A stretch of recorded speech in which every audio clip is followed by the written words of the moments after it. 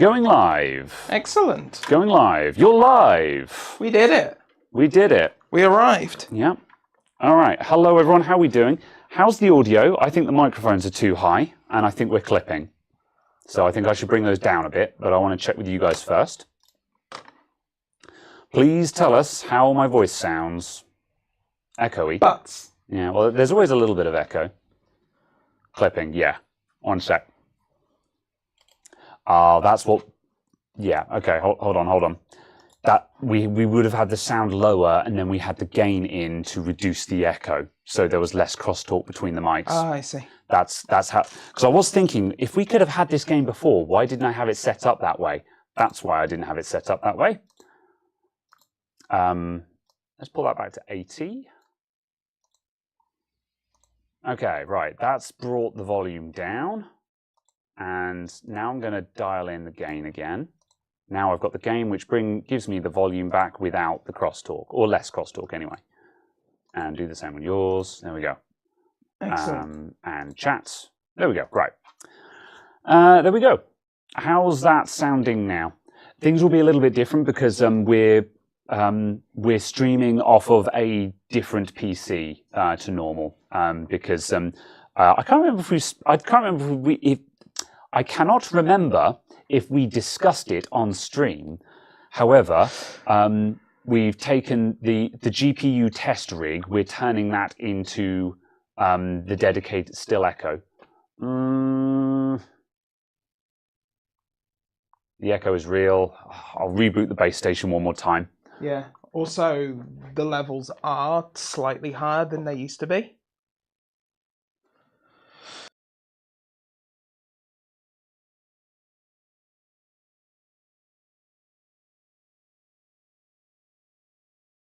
Base station is coming back on, and it's back on. There we go. Put it back to 70, yeah. Okay. All right, there we go. Right, that should be better. Yeah, because there will always be quite a lot of echo, effectively, just because we will pick up on both mics quite heavily. Yeah, there are two mics less than a meter apart. There's always going to be some echo that is unavoidable. We're just managing that, and I'll need more gain. Because look where I am. I'm at minus 20, and I've only got 4, I think, at the moment. No, you're on 5. Oh, okay. I'll give you 8. Make you definitively louder. Okay. Okay, no, but say something now. Say something. Okay. Yeah, there we go. That's fine. Yeah, all right, good. Good, right. So, anyway, as I was saying,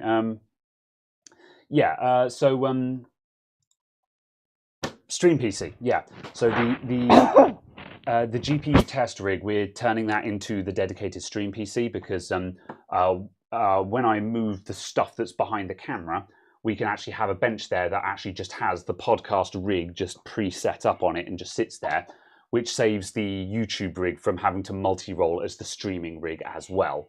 And that means we don't have to swap profiles around. We have to move less stuff around when we're doing things, reduces the setup, and also just adds redundancy because there are more devices doing jobs. So yeah.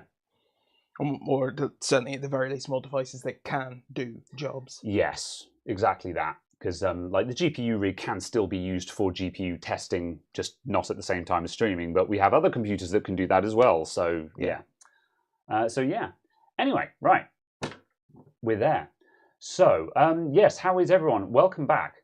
So we don't have anything specific planned. We're doing just a bit of catch up and a bit of maintenance today. Where is the thermal paste? There's a big green tube somewhere on the bench that's not far away. Look under the microscope. I think that's where I left it. No, I'm coming over. No, I'm coming over. Yes, but where's the nice thermal paste? For the nice CPUs. Like the MX5, that's all I'm... okay. You want good thermal paste? Bloody hell. Well, it's a 5950X. What is that? That is flux. That's ceramic 2. Do you want some ceramic 2? I don't think I've actually got... I think I've finished my tube and I think I'm out. I'll just clean it off and we'll use that. Yeah. Well, no. I'll start another tube. It'll get used up. So yeah, there's some fresh MX4. Woohoo! Right. Okay. Yeah. So we're doing maintenance today. Yeah, we're doing maintenance today, and by maintenance I mean like the test bench has fallen into disrepair where it hasn't been used in a while, and bits have been robbed, and then like I've stolen stuff out of it for doing other stuff, and then just put it on top, going, oh, we'll put that back in some other time. So Caradog is reassembling it, and we're just going to start it up and be like, this thing still works, right? Because also the last time this got used, what was going on? I think it was when we used the freezer. Yeah, didn't we have someone else with us on that day? Am I imagining? Oh no, it was when we were building Treb's PC. Oh, and I was using this to try and get Steam to behave. That's and right. Actually, let me play games that I own. Suffice to say, at the end of that stream, or at some point, this was balanced on a chair and fell off the chair and just fell off onto the floor. Yeah. So we don't actually know if it still works. Yes. We've also got a mounting kit for the Arctic freezer. So basically, we're building this thing back up absolutely. To actually function again. So yeah, and just to do a small shout out for Arctic, I contacted their support and said, where can I buy your mounting kits? Because mine has been eaten. Yeah. Effectively. It has disappeared into the void. Now just like, well, if you reply to this email with your address, I'll post you one. And I was like, no, where do I buy one? I want to give you money for this. And they were like, if you reply to this email with your address, we'll send you one, but also here's the link. And I was like, okay. So did you reply to them with your address? So I went through the link, tried to buy it, and I broke their store. I see. Their store could not process the fact that I had a UK address. It couldn't work out how to ship to not Germany. I was like, So I replied to the email with my address. I see. Well then. And it got stuck in France for like 2.5 weeks. Very well. What's the stream title about? Talk show host. I couldn't think of a stream title, so I was just like, well, we're doing a talk show today. And talk show host is a Radiohead song. And then I started watching Radiohead music videos on YouTube, and then started watching Smashing Pumpkins, and then was just like, man, I miss being into Radiohead and Smashing Pumpkins. They had some they're both really good bands, and I could talk about them at length for a long time, but I won't because this is a tech show. So yes, that was a thing. So yes. Anyway. So, what was it? Yeah, so we're going to get this thing up and running again. And Caradog also has a mouse that he wants to refurbish, so we might be doing that as well. So we're just kind of tinkering today. OK Computer. Yeah, Talk Show Host was... Talk Show Host, I don't think it was on OK Computer. It was the B-side for Street Spirit Fade Out, which was a single that was featured on OK Computer. But Talk Show Host was made famous because it was famously used in Romeo and Juliet, the one with Leonardo DiCaprio in it. It was very well used in that movie, actually. So yes, cider time. It absolutely is. I've already had coffee, and I'm going to go straight onto the cider, I think. So yes. You love Street Spirit Fade Out? Yeah, I was very, very into OK Computer when I was an angry teenager. At one point, I could play Street Spirit Fade Out on a guitar. I've gotten that far. It's surprisingly easy to play. Right. Conversation starters. That works. Will the popularity of M.2 drives mean an increase in CPU PCIe lanes? No. Is the very quick answer to that one, because well, actually, we are very slowly seeing consumer CPUs have more lanes. Yeah, but it's also the thing I feel like we do need is we need more bifurcation. Yes, I was going to say I think the quick answer to this is no, because as we go up through PCI Express generations. For every generation, we see a doubling in bandwidth. That's the intention. Yeah. It is a rough doubling. Yeah. Every generation, we see an approximate doubling in bandwidth. So For example, at the moment, we get a 4x bus to the first M.2 slot. But obviously, as we're now advancing to PCI Express Gen 5, we now have double the bandwidth available to that same slot, which means as the SSDs get faster, there's still oodles of bandwidth available to them. So we don't need more lanes there. But the long answer does lead into the story of we do need better distribution of PCIe lanes across the motherboard, because at the moment there's no bifurcation and we've got lots of motherboards with like 4 M.2 slots and no PCI Express, because everything is going to the M.2 slots that no one will use. Yeah, and it's still the thing of I'm just like, if you supported bifurcation on the slots, then took away all of the M.2s and said to people, if you want 5 M.2s, put 4 of them on a by16 riser, and then put a by16 slot that was actually by16 that could be used with a GPU. What we need is some kind of universal expansion slot that you could put multiple different modular cards into for different purposes. Yes. And like you could have some kind of PCI Express slot. Yes. That you could put in a card, and that card could do all manner of different things depending on what the computer requires. Wait, we already have that! I'm being sarcastic if it wasn't obvious. Anyway. So yeah, it's that's very the long silly. answer is, I don't think it's going to lead to more PCI Express slots from the CPU per se, but there does need to be a serious conversation of how bad the distribution of the available PCI slots currently is on modern stuff. So yes. Martin Page earlier on said, attention both, had a really awkward moment with my local repair shop last week. Laptop screen fix. He went to turn it on to show the fix and it didn't. I saw him die a little inside. Oh, I feel so bad because that's happened to me many times. Just when you're in the shop, sometimes it be that way. And like the worst thing is when you've had like an intermittent or a no fault found and you have booted up the computer and shut it down like 10 times on the bench and been like, this is fine. There is nothing wrong with this. You call the customer and you say, come and get this. You're wasting my time. And they show up and you put it on the bench and you go, bang, turn it on. And then it doesn't work. And you're like, well then, I'll call you back. You know? So I feel so bad for that person, man, because I've been there. And sometimes there's just, a lot of the time it's not your fault. You did the test and it be that way sometimes. So yeah. Only problem with it is that bifurcation on PCIe 5 is super expensive for the switches. Is switching and bifurcation the same thing? It's not though, is it? You don't need any switches. Yeah, no, I just gonna say it's software. It's software level. Yeah.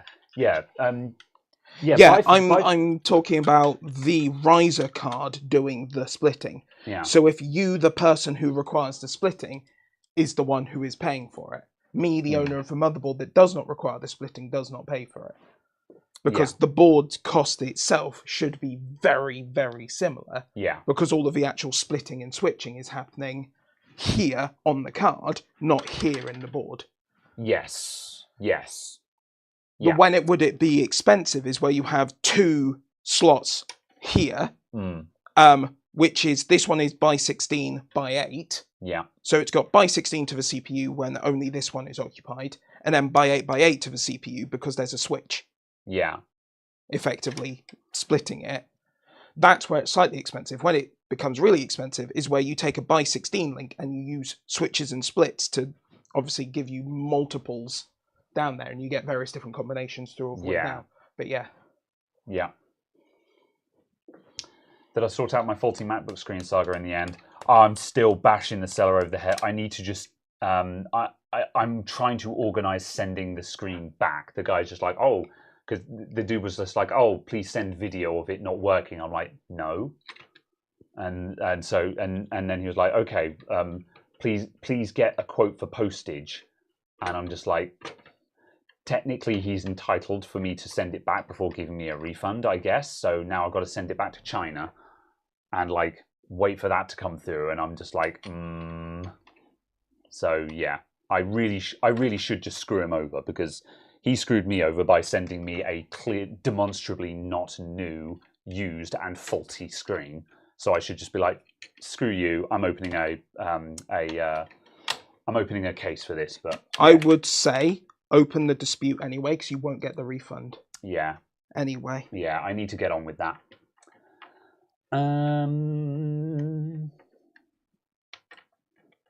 Because that's what happened to me. You know those fake 1060s I bought? Oh yeah, yeah, That's what happened to me. They said, "Oh, ship them back." yeah. I used the thing to ship them back. Mm. They disappeared off into China for 7-8 months, and then Yeah. arrived back at my door. Oh God, yeah, yeah. And like, I lost like 50 quid or something, so I don't care. But Yeah. it's also just the fact I was just like, oh, I see. Yeah. I also need to just open the dispute, because I'm just like, this, you know, at the end of the day, the seller is going to lose the money because they sold faulty products anyway. So Yeah. like, I'm not trying to be a bro and make sure they don't lose money. They've already lost money because they have a faulty product. That's Yeah. not my problem. So yeah. Yeah. I won't be paying for the shipping. They'll be paying for the shipping, but I need to at least get a quote, just so I've done the minimum, just so I can say that I have made an attempt, you know. But yes, you see a big demand for new computers next year with Windows 10 reaching end of support. I've not It reaches end of support in 2025, though. Yeah, we've got 2 years. Yeah, we've got 2 years to go on that. But also, no, I don't think we're going to see any meaningful issues there. Also, I still don't think they're going to drop support in 2025. Yes. I still don't think that's going to happen. I know that's what they're saying, Yes. but I still don't think that's going to happen. I think this is the usual story.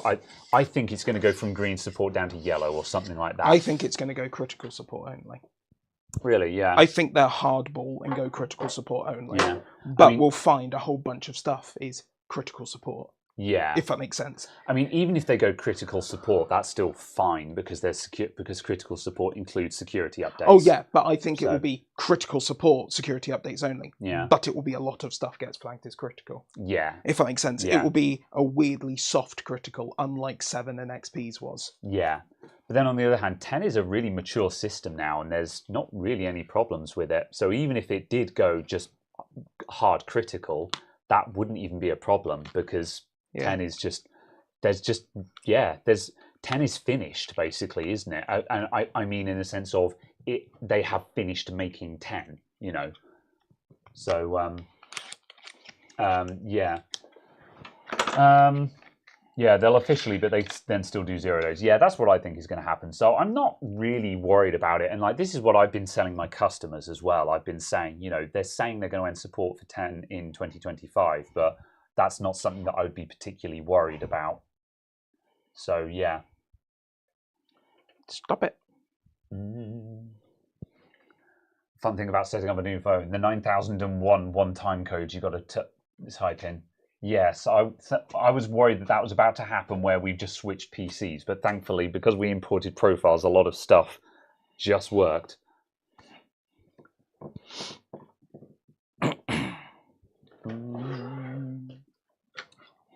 Good chance that Windows 12 comes out before 11. I mean, there's no information on Windows 12 yet. I don't think. There was like that one thing where someone at some point said that Microsoft are working on Windows 12, but that kind of goes without saying that, you know, unsurprisingly, a new flagship operating system is going to require a couple of years of development. So, yeah, it kind of goes without saying that they're working on Windows 12. But I don't think that actually means anything, because it's going to be a long time before we have any idea what that actually looks like. Because, like, I think the question on everyone's lips is, will Windows 12 be closer to 10 than it is to 11 or not? Because I think a lot of people don't particularly like the 11 start menu and stuff like that. But I can't see Microsoft rolling back. I know they backtracked on Windows 8, but I think that was a very special circumstance, because Windows 8 was such an oddball situation where they were trying something new, which just demonstrably didn't work.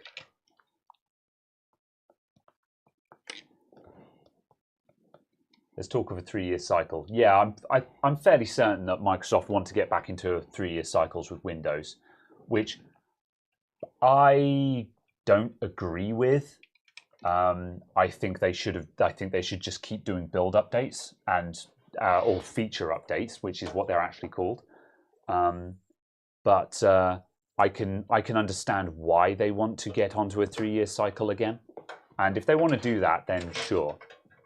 As long as they're consistent, I think, at this point. So, yeah. I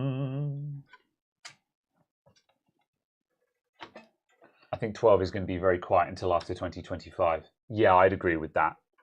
Because having 3 versions of Windows in relevancy is a terrible idea. I think if it's done with any degree of finesse, they might even wait until 3-4 years time, then start the hype cycle really, really late by comparison, and almost go, it's coming in 6 months.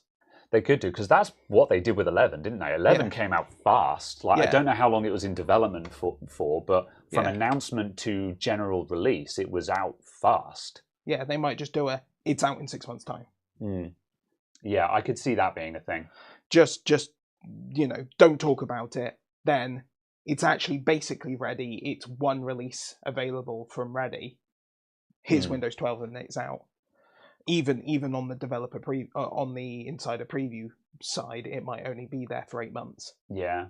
They've got to prepare a new list of bloatware for 12 first. Maybe. But it's also a case of everyone complains bloatware and then goes, oh, but why doesn't Windows have a built-in picture viewer? Oh, why doesn't Windows support 87,000 picture formats? Why can't I search for GIFs inside Windows? I don't. Oh, why isn't Facebook Messenger integrated into Windows? Oh, why can't I have widgets anymore? There are some areas where I agree with it and some areas where I don't. It's also a case of it's like you also look at whether the app's running when you use it or not, and it's literally not running. Yeah. I was going to say, it's got very much more efficient at sleeping stuff. There's a lot of stuff that is visible. Like on a clean install, you'll often see like sort of Clash of Clans or that stuff I disagree with. Yeah, exactly. March of Wars, Lord of Order, and etc. But also, those apps are not actually installed; they're placeholders. Yeah. They don't install until you actually click on them. So while it is there and it is technically an advert, and you can say whether or not you like that or not, but it's not actually having any effect on performance in any stretch by any possible means. So it is functionally irrelevant. But that much being said, this would be fine if not. I think I wouldn't have a problem with this if Microsoft just straight up said, okay, an actual Windows license is either A, free, or is actually £10. Because we know that you can get license keys for £5 or a tenner or whatever, but if you actually just try and buy Windows from Microsoft, they'll still try and charge you £90 for it, or however much, which is laughable. It bothers me that they want to charge you that much and still have this stuff in the system. If Windows was free, or if it was actually free or it was actually a service or whatever, this would be okay. But as far as Microsoft are concerned, if you want to just buy a copy of Windows, it will still cost you $100. Yeah. Which is done. Yeah, but also like 10 and 11 are basically free. You can download the ISO for free, you can install it, and the only thing you can't do is set your themes. You can still set the desktop wallpaper and all of that stuff. Yeah, but also you have the no activation watermark as well. It is visibly a trial version. Yeah, absolutely. And I know it functions, but it is still labelled as a trial version. Absolutely. I think if it didn't have the nag message, I would probably be okay with that, because I'd be happy if it stripped out all of the features. If it stripped out all of the remote management stuff, all of the group policy stuff, all of the remote desktop, hypervisor, etc. Literally none of that functions. Take out all the professional tools. Take out all of the stuff that I'm going to use, basically. Yeah. And make that the pro version, then Yeah. have the home version be a £10 license Yeah. to buy separately. Because that would be fine for make the home version free, and the home version is basically good for literally a home user and a gamer. Whereas if you actually want to do anything that's professional, you need to actually buy the pro version, which would cost some money. I also think the pro version should be more expensive. I think it should be like 150 quid, given it's a perpetual license. And you look at how much a perpetual license is for VMware Workstation, it's like $2,000 or something stupid. Yeah. While I don't want to, I don't want to talk myself into paying for a product, but I think that's not unreasonable. However, there would have to be a reasonable free version to justify that existing. Yeah.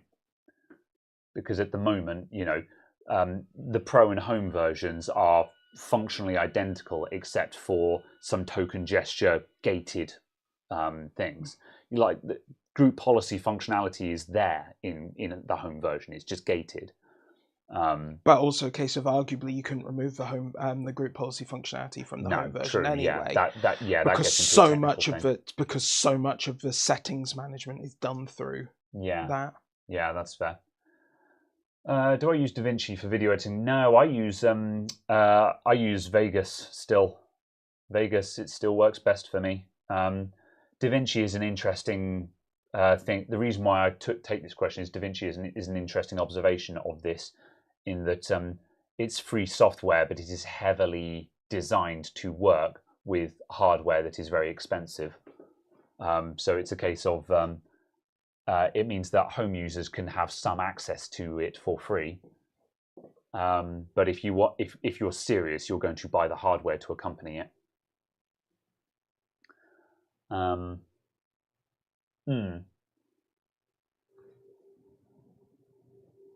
What monster complains that Facebook Messenger isn't integrated into Windows? Have you heard the average Windows user? Yeah, maybe. Also, I appear to have no display. But also, the motherboard thinks it's posted, as far as I can tell. Do you want to plug your HDMI directly into the monitor for a sec, just so we can establish that the computer works outside of stuff? Then when we know that the computer works, then we know that it's a capture issue and we can move forward from there. I might have inadvertently put the HDMI cables the wrong way around because I looked at it and then still did it wrong.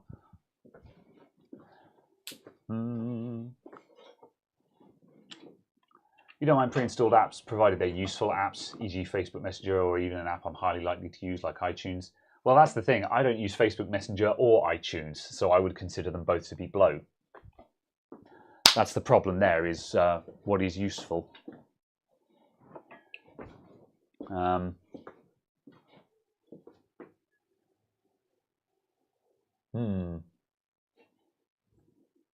Does this card squeak at you if the PCI power doesn't work? I don't know. Might be worth dropping in a card that doesn't require PCI power just to start narrowing things down. There's a potato card. Potato. Ugh. So I don't actually know if the other end of that cable's plugged in. One thing that needs to be added to Home is BitLocker, since 99% of the laptops come with Home, and a laptop's never an easy thing for a bad person or the thing. I think BitLocker should be integrated into Home, because a lot of laptops now come with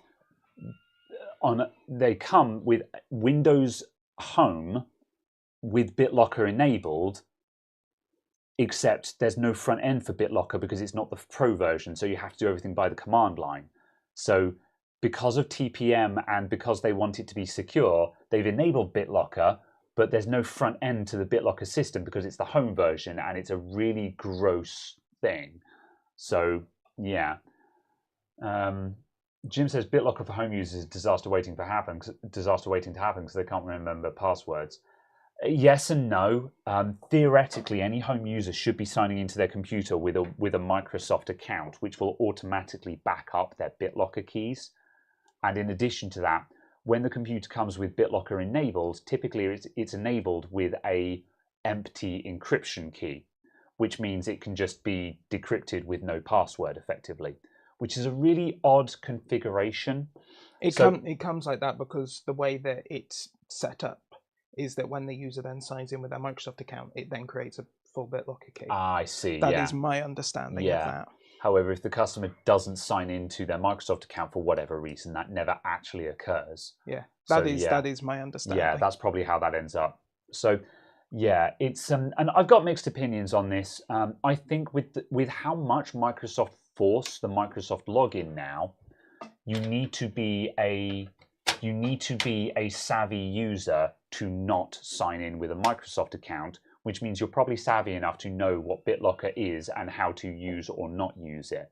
So while I agree with the concerns about it, I don't think it's actually a problem in reality.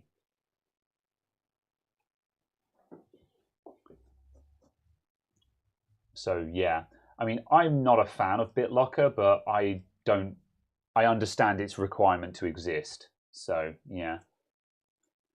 Greg M says, none of my home users are using a Microsoft account. I'm surprised. Most of the laptops that come into my shop, the customers are signed in with a Microsoft account.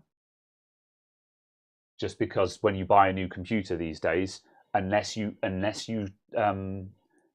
have to jump through many hoops to set up your computer without a Microsoft account now.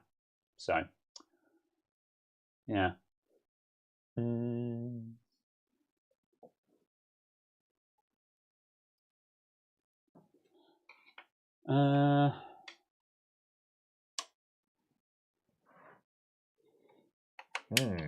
Hello, Sleepwalker. What's happening today?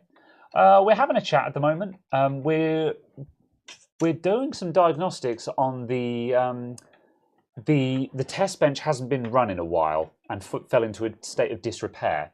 So Caradog has been putting that back together, and now we've got a no post. So he's currently seeing if he can get it to post. Are you looking for a new battery, or? I was just gonna. Oh yeah. So yeah, I think he's currently just going through the low-hanging fruit before we actually go, okay, I think this thing is actually not working properly. Let's get serious. Savvy is like 2 clicks. I mean, you've got to do a command line to escape it from Windows 11. So yeah. Rufus is your friend? Yeah, but home users aren't Rufusing their computer. Home users don't open a command line and type in bypass NRO, you know. I'm not saying it's difficult to bypass the Microsoft account. It's very easy to do that. But home users are not doing that.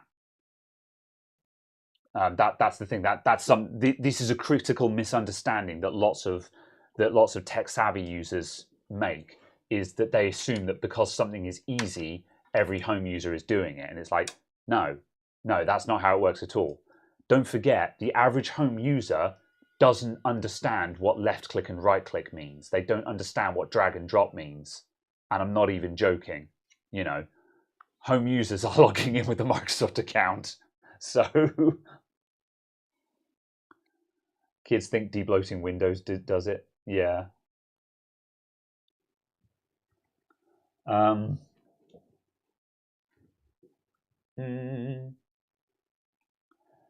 What test bench is it? I forget what model this is. This open bench, I can't remember what the model is. This was donated by Katrina, friend of the channel, because she originally purchased it and it was too big for what she wanted.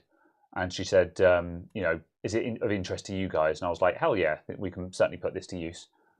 We haven't quite used it in the manner that we anticipated yet, but it has provided us with just an open system, because previously we were just running this motherboard bare on a bench. So yeah, the actual system we've got running on this thing is a 5950X and a Gigabyte X570S Master. No, it's the old. Oh yeah, it's just the X570 Aorus Master, non-S. Yeah.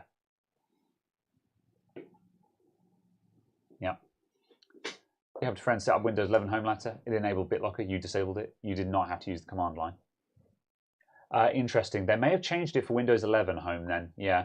For Windows 10 Home, you need to use the command line to disable BitLocker.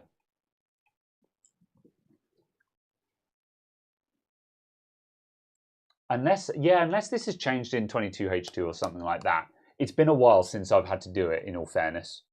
So, it's an EasyBench V3. Fair enough.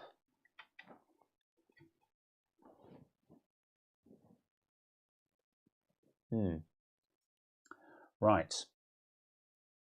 The PC, the board definitely thinks it's posted. Yeah, so we've got a postcode indicating that it's posted, just no display output. And the fans did change speed. Yes, it's behaving like it's posted. Have we got? Is there a beep speaker in the pile there? Stick a beep speaker in there and see if it's beeping. Oh yeah. Yeah, because if we get a single beep, then that tells us that the board thinks it's posted. Where the hell is I It'll can't be read. those guys. Yeah, red pointing toward us. Yeah, that's it. Caps locking. That's also a good idea to check. We need a different keyboard for that, yes. However, I'll grab a keyboard that will caps lock. But yeah. There's a simple USB Also, the keyboard. GPU's getting warm. I blame your faulty Samsung. Because not only is the VGA broken. Now you mention it, I think there may have been issues with this monitor recently. Yeah, so fire it up. Oh, actually, no, you're not plugged into the capture card at the moment, are you? I'm just going to grab a different monitor. Because now you mention it, I think yeah, that's the post beep. Yeah. Yeah. Treb was working on a computer at some point the other week, and that monitor was messing him about. But I didn't come over and have a look. I just said just use the other monitor. So yeah, because the board 100% thinks it's posted. Yeah, I think that monitor is intermittent, basically. AOC. This requires a power supply. Gross. There isn't one down there. Right, hang on a minute. Oh no! Put that there, and I'm gonna find. Are you just 19 volts? I'm gonna stand in front of here. What is your damage? What is your major malfunction? 19 volts. Yeah, it'll run on a laptop charger.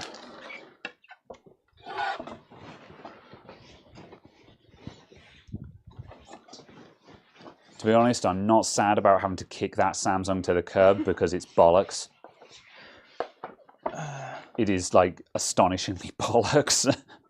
It is impressively bad. Oh, I had a Toshiba charger over here literally yesterday. That's it. Oh God. Sure, why not?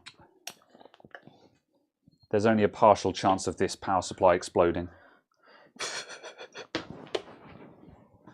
Okay. Right. Oh, that's a figure of 8 because of course it is. Imagine us being prepared for a show. And I definitely haven't had enough cider for this.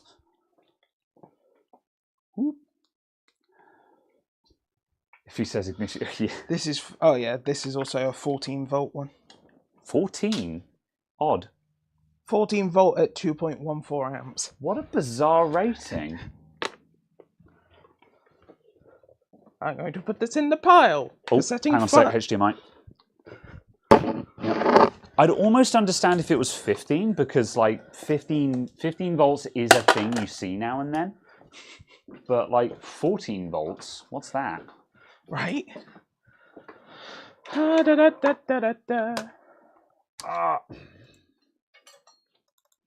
Be gone. That is us. Have you plugged the capture card back in? Whoops, that is also us. That is the EVGA, and there is the desktop. Okay, yeah, being punked by a dodgy monitor. That monitor is broken.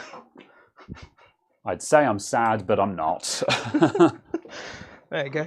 Ta-da! Fixed. I don't know where this AOC came from. I think it was just a customer gift where they were just like, I don't need this. I'm like, thanks. It now replaces the Samsung I don't want. Yeah. Have you HDMI'd the monitor? Not yet. I wanted to see if it was initializing, just to see if I just immediately exploded it by plugging in a bollocks thing. It says no signal. I'll give you a signal in a minute. Excellent. Please do. There we go. That flashed. This should do something in a second. Input. There we go. Ta-da! All right, there is a bad picture. Good. Excellent. All right. Very well. 14 volts, 15 volts is within 10%, maybe. Good. Right. I'm gonna get a Heckin cider. Do you want a cider? Yes. Thank you. Okay. Let's see. Do you have any preferences? We've got a Thatcher's Rosé. I saw there was a Katie. I was about to say there's a Katie here as well. There was also a vintage, I think. I think yes, there is a vintage. So yeah, I'll have the Katies or the vintage either. I shall give you the Katie. Thanks. Get in the slot. And there's another Aspel here. That's I'm gonna have this last Aspel. Is that the last one? Yeah. Part of me kind of wants to keep one of each of the ciders, just so we can actually have a selection on the shelf of like all different brands. But like, the other part of me is just like, is that a thing? Are we making that a thing, or are we just going to drink it and be done with it? Them. Yeah.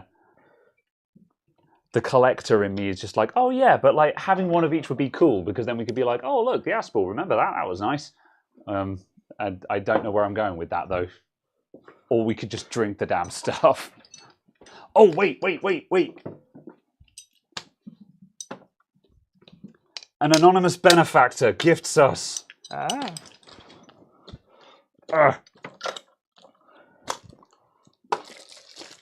new one. Hey! Thank you, whoever sent that in. Yeah!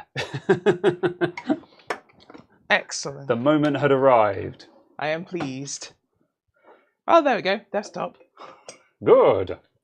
Also, that's actually a really nice monitor for what I'm presuming is a cheap monitor. Looks a bit washed out. But yeah. It's not awful, is it? Yeah. Yeah. That's what I presume was like a £90 model. That's actually really quite nice. Yeah. I mean, it's really washed out. You might be able to dial some of that out in the settings if one cared, but yeah. You missed Thog's hammer. Thog's hammer is still with us. It's on the keychain. It was my weapon of choice. However, for today, because there is a new one, it's a novelty having a new bottle opener. Whatever. All right. Okay. Alcohol. Yeah. AOC are a really oddball monitor manufacturer. I actually kind of agree. I've always kind of liked AOC, but I don't think I've ever seen a premium grade AOC monitor, if you see what I mean. As far as I'm aware, they've never intended to be one. Yeah, well, I think they've made some gaming monitors, but yeah, I don't think they've ever made I don't think they've ever made like premium grade monitors. But generally I like them as a brand though, because you usually have something that's not shit, kind of thing, you know. Yeah.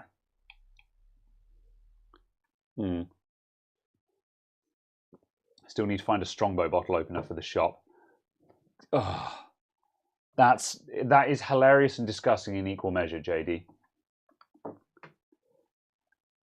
For the record, Strongbow is terrible. Don't drink it.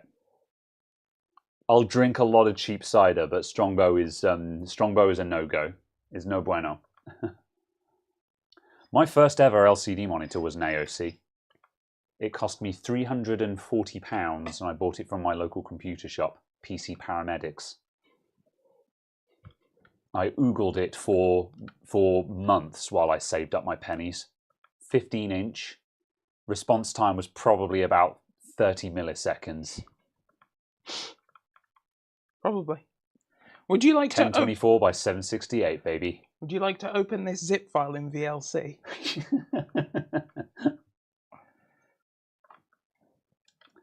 All right. Let's have a look. They were using LG or Samsung panels. I don't know. It probably varies, to be honest. And they probably It'll be whatever they find cheapest for that specification. Yeah, I was about to say it would be whatever's going at the time.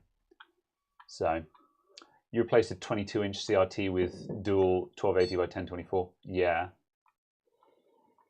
LCDs was such a mistake.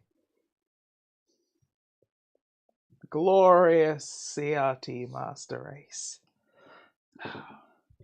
Remember when we had 80 hertz refresh rate monitors at like 1024 768 in 2003? Yeah, see the funny and then we went to LCDs with a refresh rate of 4. Yeah. See the funny thing is that my dad had a really good monitor at his bench, and I should have actually just like hard sold, been like, Dad, I'm swapping monitors with you because you don't use your computer once a week and I use mine every day, because he had an ISO monitor which he just acquired from work. And for those of you who don't know, ISO, they make monitors for medical use. Yeah. So yeah, kind of like those who know, you know. And he just acquired this from work somehow. I have no idea what they were doing with ISOs, but or ISO. But at any rate, he had one of those. But I was never interested in CRTs because at the time my computer was sitting in a literal cupboard. So for me, it was space constraint. So I wasn't thinking about the quality of the picture. I was thinking of just how much more compact an LCD was and how much more space I would have by having an LCD. Which is exactly what happened. It changed my world for that reason. So yeah. You got a 15-inch ISO for when you set up PCs? Yeah, I like weirdo monitors like that. I'm now going to stand in front of a camera too. What are you doing? Are you staring at... Single BIOS. Ah. Are you checking what I don't know which one's which. That is unfortunate. Oh, I think it's the back one. So I want to switch the front one. Okay. Lingonberry. I'm selling my recently replaced plasma TV. If anyone's in the market for a TV that draws 400 watts from the wall. If it's still in good nick, there'll be some people who'll be interested in it. Yeah. Because plasma TVs occupy a very interesting niche in what are plasma TVs good for? Because like my understanding is the only advantage of a plasma TV was that they were huge. If I remember correctly, the other benefit is they aren't sample and hold. Yeah. They're in like CRTs. They are effectively, they don't. And if I remember correctly, they don't technically have pixels. They have plasma phosphors, effectively, that you just excite and scan across, like with CRTs. I thought they were rear projection. I don't specifically. I don't remember. actually. I know very little about plasmas, but I know that they are. Another one of those technologies where I'm just not like sample and hold. Yeah, that's another one of those areas where I'm just like, how do plasma TVs work? I should look this up on YouTube sometime. Weekend watching. Did you do any of the weekend watching that I sent to you? No. Next question. Oh, you know me too well. Don't consider the fact that it's been 12 years. What? That you've known me. Yeah. That I've known you. Yeah, probably, yeah. Plasma TVs give the best picture short of an OLED because of blacks and stuff. Yeah. I could believe that, yeah. But yeah, great source of heat, yeah.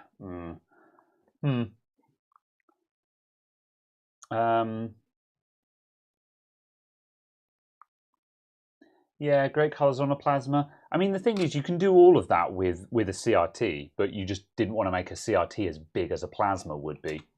I've only actually seen a plasma once, I think, because around that period, when I was working in Dixon's, And I know we had a plasma in the corner of Dixon's, which just sat there for an eternity until one day just someone came in and bought it.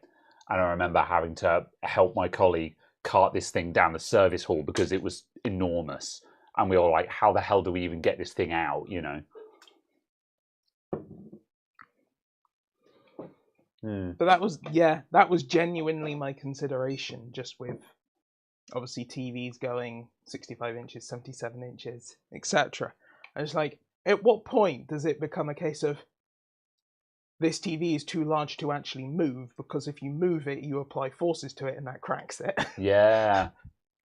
Given the... As long as they're lightweight, because like that's a legitimate concern with these like super thin like canvas TVs, where it's just like, you know, 10 mil, this just 10 mil thick board, and you're like, like, I know what happened to laptop LCDs and the fact that you can't open a laptop by one side now because you'll just snap the thing in half. Yeah. It's real. I had a laptop in this week where the screen has cracked purely because the customer opens it from one side, because they said, yeah, I know exactly what happened. It's because I opened it from one side. And I'm like, God, it shouldn't be that way. It ain't right, but whatever. Now, using the power of... Do Dixons have PC repair services? Dixons don't exist. They're part of the Currys. Dixons were part of Dixons Store Group, which was Dixons, Currys, and PC World. Dixons and PC World are now no more, and it's all just Currys now, which is now just the UK's big box store. It's Best Buy, I guess. Yeah. It's our equivalent of a Best Buy, I guess. And they do have a PC repair department, but it's bollocks. So I can tell you all about that. I'm intrigued by the folder structure. Sai is ex-Currys. I just opened the thing and I'm like, this folder structure is not the folder structure I was expecting. I'm not sure what's about to be displayed. Oh no, okay, it's fine. Yes. Best Buy tried opening in the UK and failed. Did they? I didn't know that. Yeah. All right. What are you testing? This is the Outer Worlds Spacer's Choice Edition. I see. But... Make this slightly narrower. But... I can. It's running off of this. Oh, interesting. You're running it directly off of your SSD. Yeah. Yeah, there you go. Cool. Now we have games we can test with. Aha. I still need to play Outer Worlds. Yes. You've been telling me to do that for a long time as well. Yes. Yeah.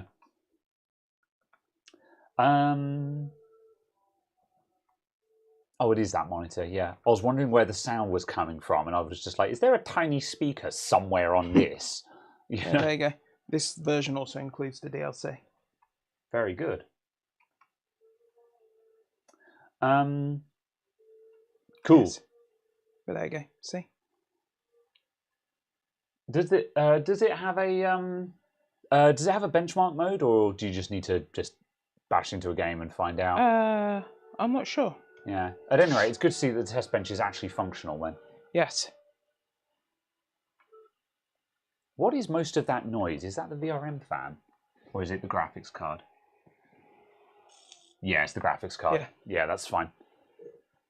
I was just curious because I was like, there can't be that much load there for this system. Good.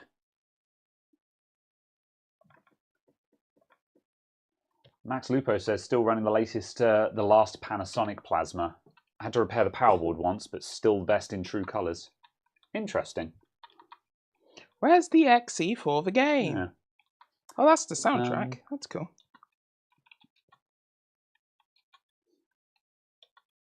Ah.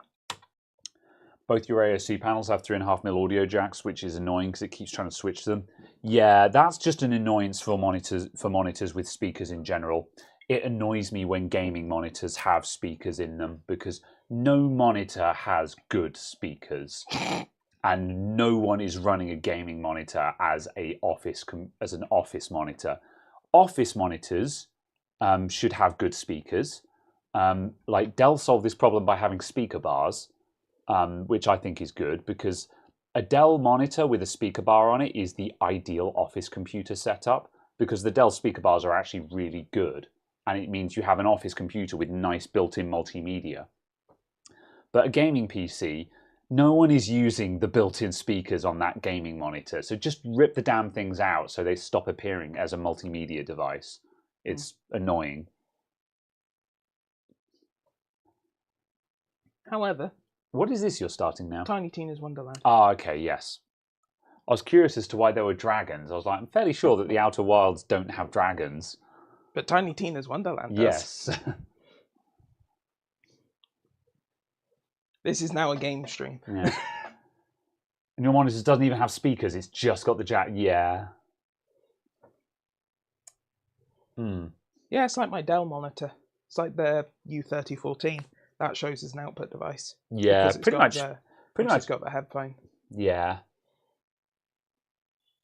Yeah, what I tend to do is I tend to just I disable my monitors as output devices so they don't appear. But now and then a certain Windows update just resets your sound settings and you have to do it again. It's also very annoying because I've got a tiny little 5-inch screen on my desk that I use as a Discord screen so I can see who's in call and stuff like that. And it has a tiny little speaker on it. And so now and then that'll reset to the default and all of my sound will come from a tiny little speaker behind my 5-inch screen that's at the back of my desk. And I'll be like, what? And I'm fairly certain my headset at full volume has got more power than this speaker has. So it's very odd. Time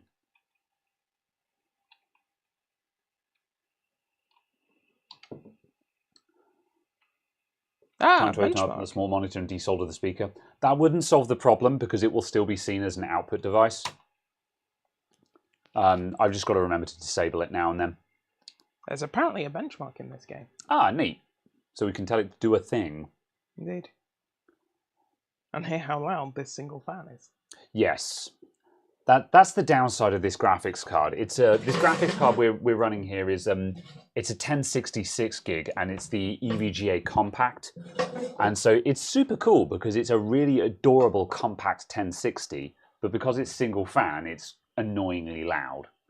In a surprise to absolutely no one, this CPU is much faster for gaming than a 1060 is. Yes. Just because it's giving you the frame milliseconds on CPU and GPU rendering.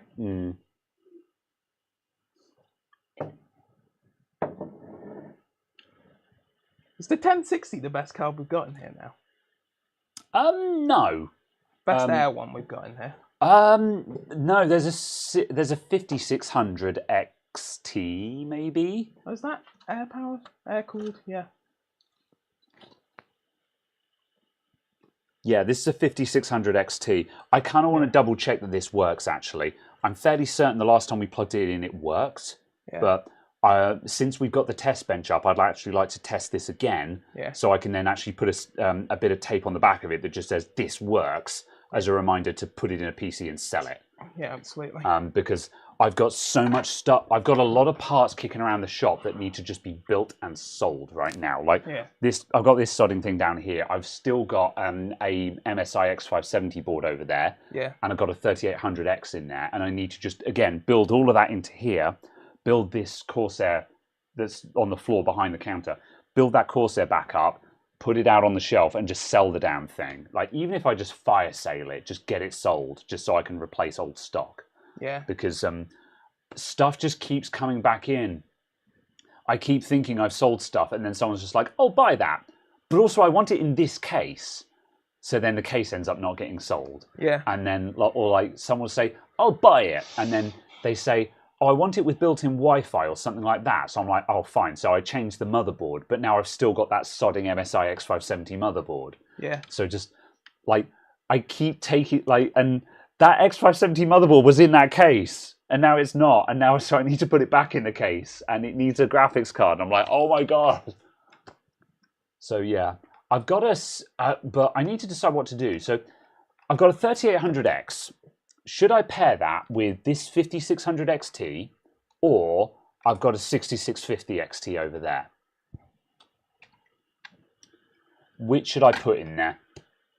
I'm tempted to put the 5600 XT in there so I can fire sale it cheap and just get the whole thing sold.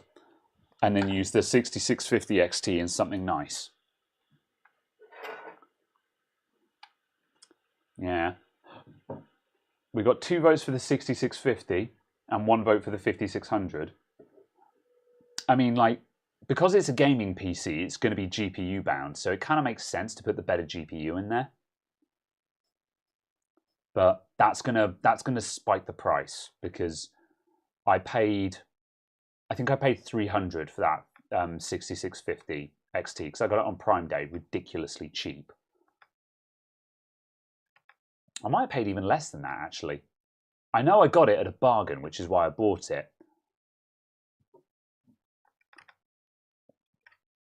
Huh. I have no idea what this is. You think the 3700X and a 5600 XT makes sense? Yeah. Yeah, so I could sit on this 5600 XT until a low-end AMD system comes along, or a low-end Intel system that I'm trying to get rid of, and I need a low mid-range graphics card to put in there that's still kind of modern. Because it's not a bad graphics card, this. It's a nice example as well, because it's the triple cooler, you know. No. 230 quid, yeah, that's right, yeah.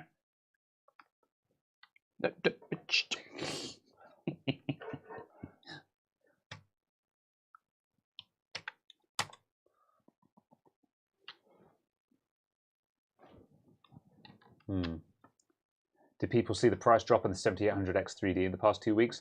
I haven't been looking. What did it drop to? 5600 XT is like a 1070 question mark? I can't remember actually. That sounds about no. It's got to be quicker than that. What 5600 XT? Yeah. More like. I would assume it's a 2060 Super. Yeah. I'd assume it sits between those two. Yeah. Just because the 5700 XT was 2070 Super, 2080, depending on the game. So we have got a 5700 XT, but obviously it's liquid cooled. Yes. I've got a 2070 Super in the Lianli if we wanted to drag race it against something that's period. But no, it's fine. I mean, if we cared. Yeah, we like we could just look up a benchmark. Yeah. Sometimes it's fun to drag race graphics cards, but also you can just Google search it. So there you go. And then 2060 plus 10%ish. Yeah, that sounds about right. 1070 Ti, yeah.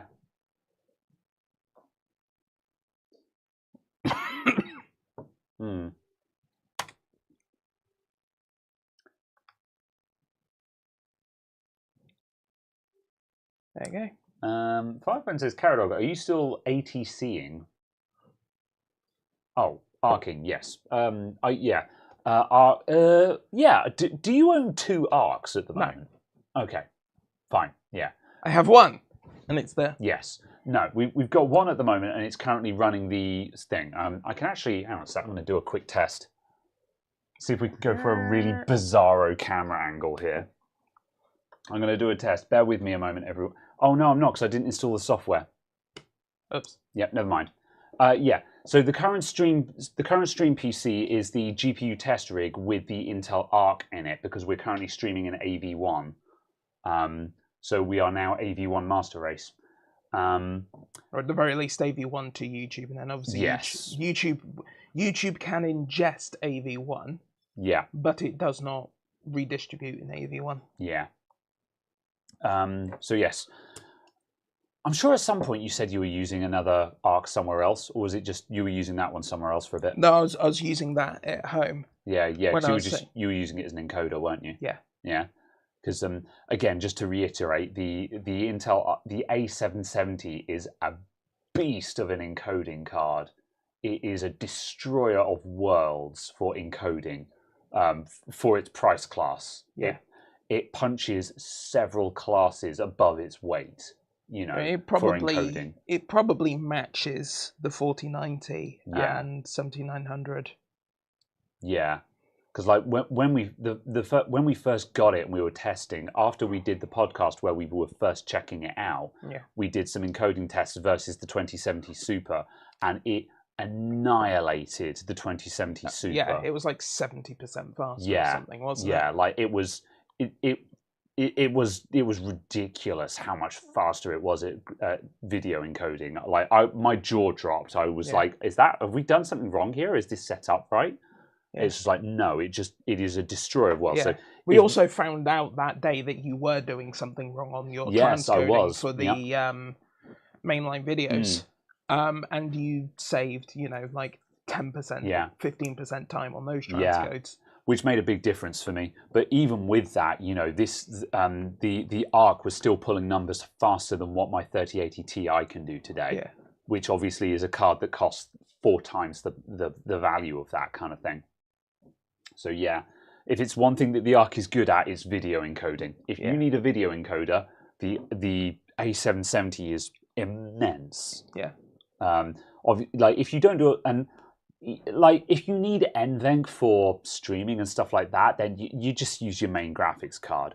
But if you actually do video processing, like it would be a serious consideration for me, because the workflow for mainline videos, and I need to actually get this video done actually, because I started working on a video showing my workflow for the Patreons, but I forgot to finish it.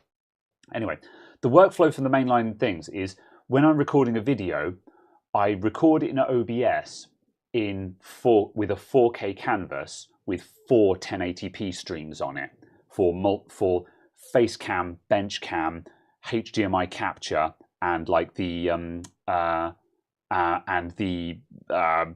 multimeter cam. So I end up with a single core 4K video with all the camera angles in. Then I take that file home and I handbrake it into 4 separate 1080p streams. This means at the point of recording, I only have 1 recording to manage.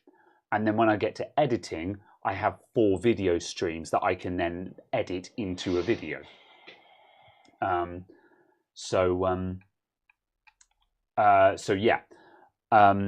So at some point, I have to handbrake this 4K video into 4 1080p streams, and that requires a fair bit of time investment. Usually, I have to my home PC usually does this processing for me.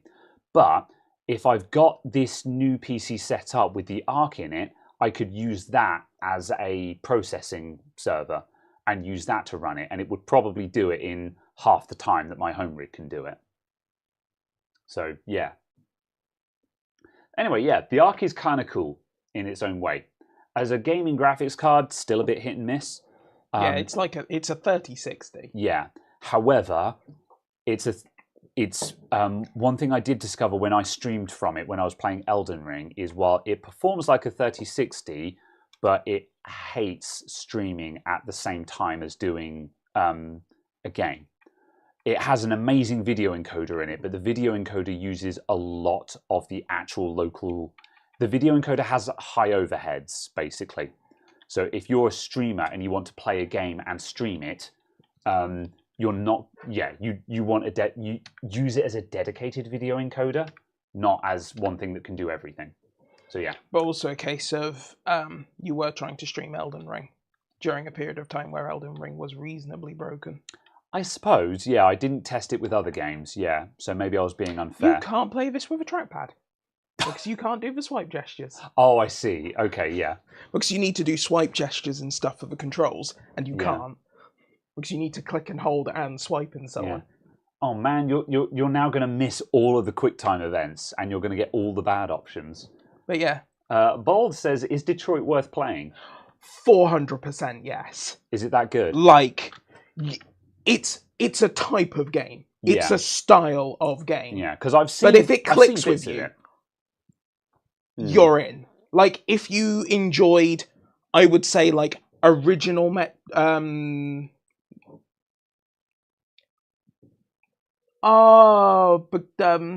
describe it. JD, a bomb in the helicopter. Deus Ex. Thank you, Deus Ex. If you enjoyed the original Deus Ex. Bomb. If you enjoyed original Deus Ex and that kind of game pacing, or like original Half-Life 2 game pacing, slower story-rich games, Witcher 3 slower story, heavy story games, this will click with you. Yeah, see, because I've always found it interesting. See, okay, roll with me here. I consider this game to be a visual novel. Yes. Yeah. Okay. That's what I'm saying about sort of those much slower style Yeah. of games, much deeper games. Yeah. Visual enough. novel is a much better description. Yeah. Oh my God, JC, a bomb! Yeah. Also, expect this to melt your graphics card. I was going to say this is. I take it this is all rendered rather than in. Yeah. This is all in game. Yeah. This is all in game. Mm. So, for comparison, 3090, 60 FPS, 4K Ultra, Yeah. not doable. Oh wow. Yeah. It will do 59, 58 ish. Yeah. And like that's ultra setting, but also like Detroit Become Human. This is not a new game. When did it come out? 2020. Oh, okay. Yeah, that's not that old. 2020 on PC, 2019 on PlayStation, I think. Oh yeah, that sounds about right then. But like, even still, that's like 3 or 4 years old. Yeah. But like, that's period to the 30 series though. So in a way, that's on point because remember, we've always said that you should not be able to run ultra settings on the current generation. Yeah. But like, hardware. expect it to melt your graphics card because it's good. Although that much being said, 3090 was Halo flagship, so that should be able to do ultra. I expect ultra to be 58, Next 59 generation. FPS out of a 90 class. Yeah, fair enough. That's what I want from my games. Yeah. Yeah. And I, you know. Yeah. All right. Let's see. But yeah, it's such a good-looking game, Detroit. Yeah. The character rendering is incredible. Sean Mansell says, "Would you buy an Intel Arc with Intel situation? Just not sure if they appear to be getting out of the GPU market. Has there been any news on Battlemage? Is Battlemage still alive? No. Yeah. The Division is arguably on life support or limping or whatever description you want to use for it. Apparently, I thought they were far enough. This is like leak on top of leak, but whatever the hell the next Halo laptop CPU is, and the next Halo desktop core is going to be after the current couple. Yeah. Apparently that was supposed to use a Battlemage GPU tile. And that has apparently now been scrapped, and it's going to use an Arc Plus GPU tile because Battlemage is not far enough ahead for them to be able to use it. Interesting. Yeah. And Battlemage was supposed to have launched this year. Interesting. It was supposed to have come out in 2023. Yeah. Because I was going to say, you'd imagine that they were far enough along with Battlemage that they would just kick out whatever they had. But then actually, that's literally what happened with what's the Arc called again? Alchemy. Yeah. That's what happened with Alchemy in the first place. Yeah, Alchemist. They just ended up just kicking that out as is. They were just like, just send it, Yeah. So yeah, it's man, it's a shame because they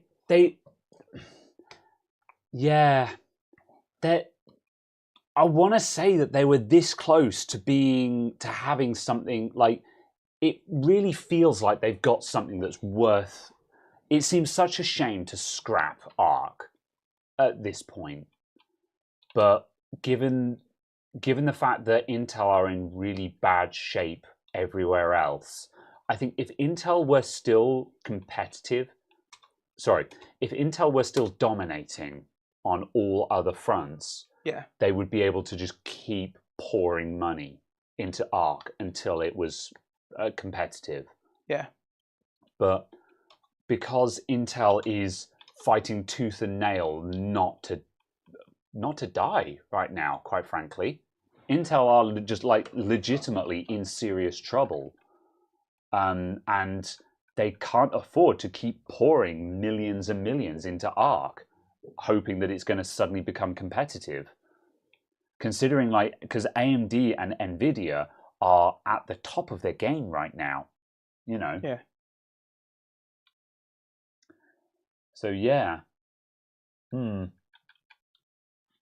Find or download here. Thank you. Where's above 4G processing? All that stuff.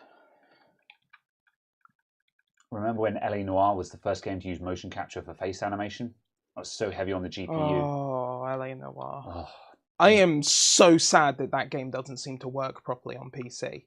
Because, as far as I can tell, LA Noire uses a different version of Rockstar Social to every other Rockstar game. Oh, weird. And the version they use is a version they deprecated like 9 years ago and never updated. But they're still selling it through Steam and through the Rockstar Social. But it uses a version of the software that doesn't seem to work. Oh, that's unfortunate. So you can still buy the game, but you can't play it. Yeah.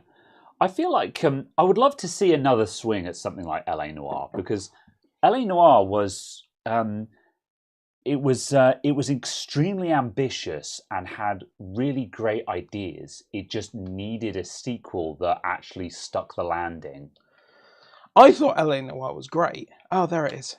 I thought it was all right. I've not, because I really got on with it because I played a lot of it on the Xbox 360. Yeah, I that was at a time when a lot of my friends were coming over to my place, bringing their Xbox, and we couch played LA Noire together. Oh yeah, it wouldn't have gone over overly well in that situation, I don't. Well, that was with that was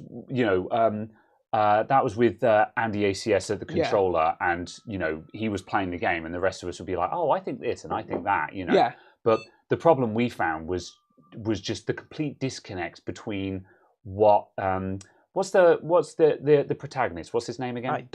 I don't actually remember. Yeah. The detective. Someone help me out. The detective from LA Noire. What was his name? I just know the X down button. Yeah. Anyway, so.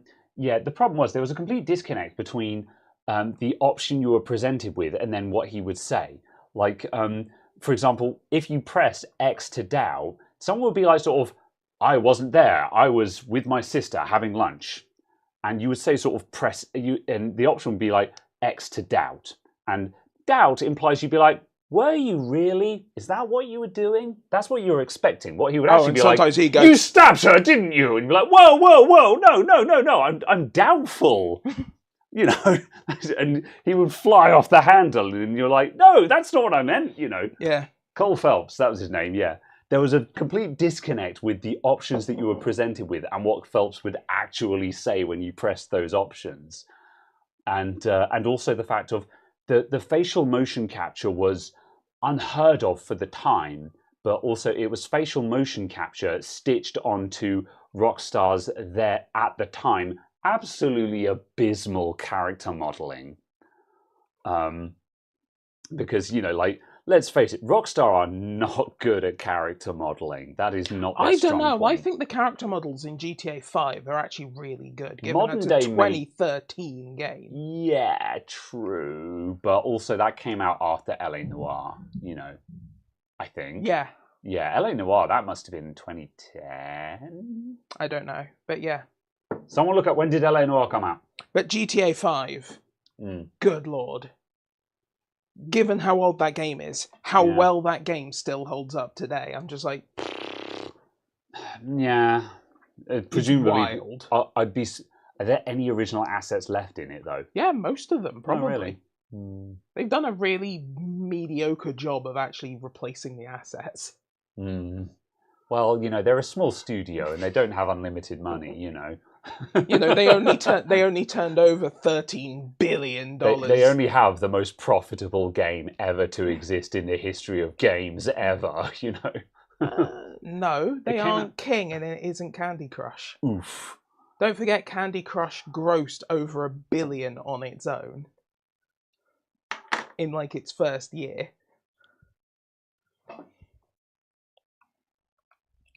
Okay.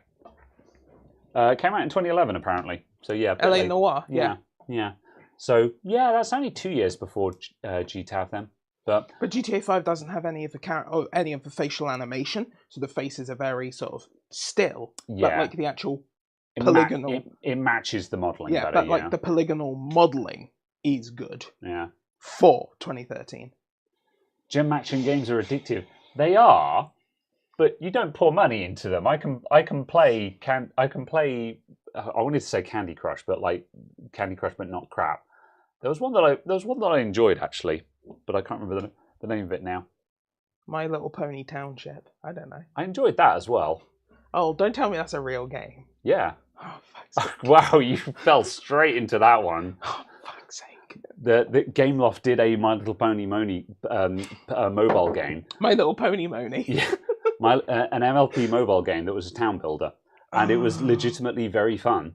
However, it was plagued with just mobile game issues because, of course, there was the premium currency, and eventually you would get to the point where you needed the premium currency to be able to progress in a meaningful manner, and you couldn't just buy the thing that you needed to progress, or rather, it was a town builder, but the obstructions would grow in the town that blocked your build space, and you needed things to remove those obstructions. You couldn't buy those things directly. You could buy the premium currency and spend that on a slot machine that gave you the chance to get the thing you needed, which is quite possibly the most evil thing to ever exist. And that was how I learned that mobile games are awful in every possible stretch of the imagination. So yes. Bejeweled. Yeah, oh yeah, Bejeweled Blitz. That was the match game that the gem match game that I used to play. But yes. Your regulatory entry were being idiots over the whole Activision Blizzard acquisition. Are the UK still holding that up? Because it cleared EU. I don't know. I don't know if the UK is still holding it up or not. I know an insufficient amount Yeah. about it now. It's kind of weird because the problem is that at face value, from a regulatory standpoint, an anti-monopoly thing, they have every right to object. But from someone who knows the game industry, it's a case of it's all awful anyway, so it doesn't matter.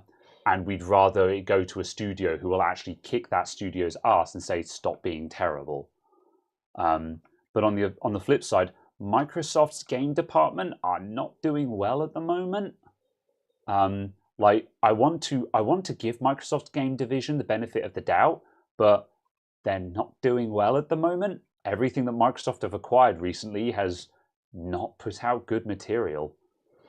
Like name a Microsoft published game that is actually flourishing that isn't Sea of Thieves or Flight Sim, Yeah, but they're the only things that they've actually made. Yeah, but if that makes sense. All of the studios that Microsoft has acquired are just not putting out good material at the moment. No, but also I would say they acquired them after the project started. So to give them maximum benefit of the doubt, it was possible. after the project started and possibly after the deadline for release was agreed. I could agree with that, yeah. And it's a case of Microsoft, sure, they've got money, but they don't have, I'm literally paying off everyone in the industry to release this game late. Yeah. To do that for every single game, for every single studio. That's fair, So maximum benefit of the doubt, maximum it will be better next time. Yes. Copium, but... Yeah. It's just unfortunate that all of their stuff is a bust at the moment. Yeah. Because, it's okay to have something be a bust, but it's just, Microsoft is just very unfortunate that all of their stuff is a bust at the moment. Yeah. Also, in a way, I feel like they'll get away with it just because Sony don't have a lot of compelling stuff on the PS5 at the moment. And any compelling stuff they have on the PS5 is making its way to PC. Yeah. But then on the flip side, though, I don't think it matters because PlayStation gamers are going to PlayStation. They don't care. No, absolutely. But like Ratchet and Clank has just come out on PC. Oh, has it? It came in a little hot, but what does that mean? It was a bit buggy or something? It was in need of another 30 days. Fair enough. Yeah, because someone said in my stream the other day, have you ever thought of playing Ratchet and Clank? I thought they were referring to just the Ratchet and Clank series in general. And I was like, not really, because I wasn't interested in it the first time round. However, if a rift between worlds? A rift in time? A rift in time? A rift between worlds? The new Ratchet Rift between and Clank. worlds, I'm going to go with that one, because a rift in time is... Yeah. Wasn't that a Spyro game? Probably. If the new Ratchet and Clank has hit PC, I kind of might be interested in playing that just because I've never played Ratchet and Clank before. Yeah, but it's in Rifts Apart. Rifts Apart. Oh, there we go. Yeah. Thank you, Spud. Yep. Hello, and Wire Tour, by the way. But yeah. It's in exactly the same category of literally any other AAA game release. Give it 6 months to get patched into the game it should have been for day one. And then go on sale because I don't pay £60 for games. Exactly. Yeah. Good, this did not crash. Yeah. Yes. I'm going to go back to the capture for a bit. What are we running at the moment? Oh, hello? Okay, capture. What? Oh, that one. Oh, do you know why it's not working? Why isn't it working? It's an AMD graphics card. Yeah, it should throw up HDCP if that's a problem. What on no, also on we've the, got we're also on the on the XR1? Yeah, we're on the XR1. Yeah, the XR1 doesn't mind AMD, does it? I don't know, but I was just like, oh, maybe. Yeah. Oh well, whatever. Okay, suffice to say, you have been testing this 5600 XT. Have you? No, I'm just running Limpack, so I'm just checking the CPU. Oh, now. okay, yeah. I was gonna, let me know. And then I'm gonna kick up a game in a second. Very well. Yes. So yes. Yeah, Halo Infinite. Yeah, I don't know anyone who's. It's in a weird place because. Yeah. I was never into Halo, so I don't know anything about Halo. So I fell out of Halo. Yeah, Halo is one of those series that I feel obligated to play because it's such a culturally, from a gaming perspective, it's one of the big ones, you know. Yeah. Legitimately, people were saying like, oh, we should play games. We should co-op Halo 1 and 2. What, like on the podcast? Not or on just this necessarily. On Twitch streams, yeah. Yeah. Are you familiar with Halo 1 and 2? Yes. Yeah. Like that would be interesting because I would probably be interested because a couple of times I've danced with the idea of playing the original Halo games because again I was all about the 90s shooters and the early naughty shooters, but never played Halo because I was a PC boy. And so having the PC someone releases were yeah until the Master Chief Collection. Yeah, Chief Master Collection. Having a chaperone to take me through Halo would be interesting. Yeah. Same as Gears of War. At some point, I want to have a. I never clicked with Gears of War. Yeah, I tried 2 different ones at random points, and I just found it infuriating because to me, all of the enemies were just bullet sponges. That's and unfortunate. Just unfun to fight. Yeah, because it was like I'm gonna literally mag dump into this one guy. Yeah, and he ran at me and killed me. I could understand that being annoying. Like, can you at least like headshot them or? I don't know. Because that has been an issue with a lot of for example, that's my principal issue with BioShock. With the problem that BioShock has is if you don't hit them in the head, you may as well have missed. Yeah. But with BioShock, it's headshot or GTFO. So yeah. Who do you think Cortana is? I know Cortana is from Halo and that she's like the AI character in Halo, and I know that at some point she goes evil or goes rogue or gets taken over or something. I don't know, and it's all very sad and everyone's very upset about it.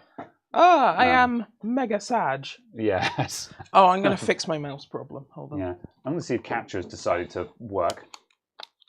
It hasn't. No, I'm going to fix my mouse problem. What is your? As in.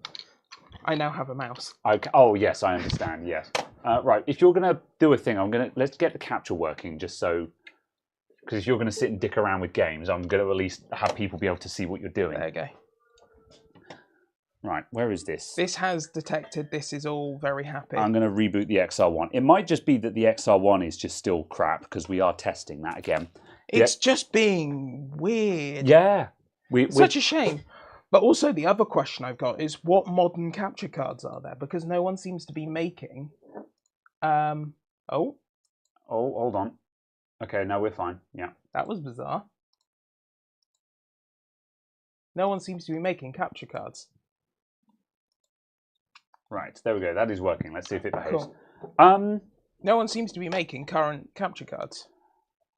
Probably, well, you say current, but I think that's mainly because no one really needs to replace the ones we have because no one cares about high refresh with capture.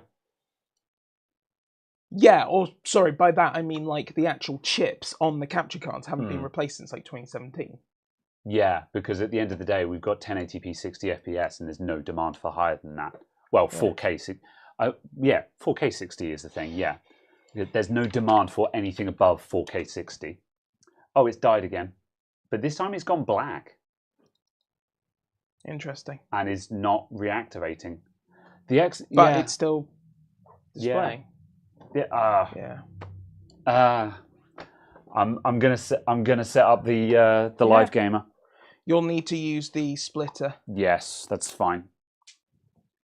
That is most annoying. Yeah. Download Afterburner. Update the Afterburner. Let me just find another HDMI cable. That's not that. I dislike the MSI Afterburner themes. Yeah, I do. I'm massively V3 green. Well, I like the I think the V3 green one that you're thinking of, I don't like that one. It's too old school for me. But it actually has information density. I want it to look Swish. And let's get the capture running before we continue this conversation. Just so people actually, yeah. Yeah. Right, what have we got? That's the monitors, that's out.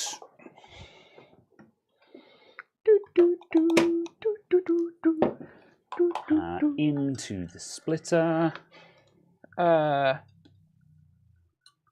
Live Gamer Mini? Yes.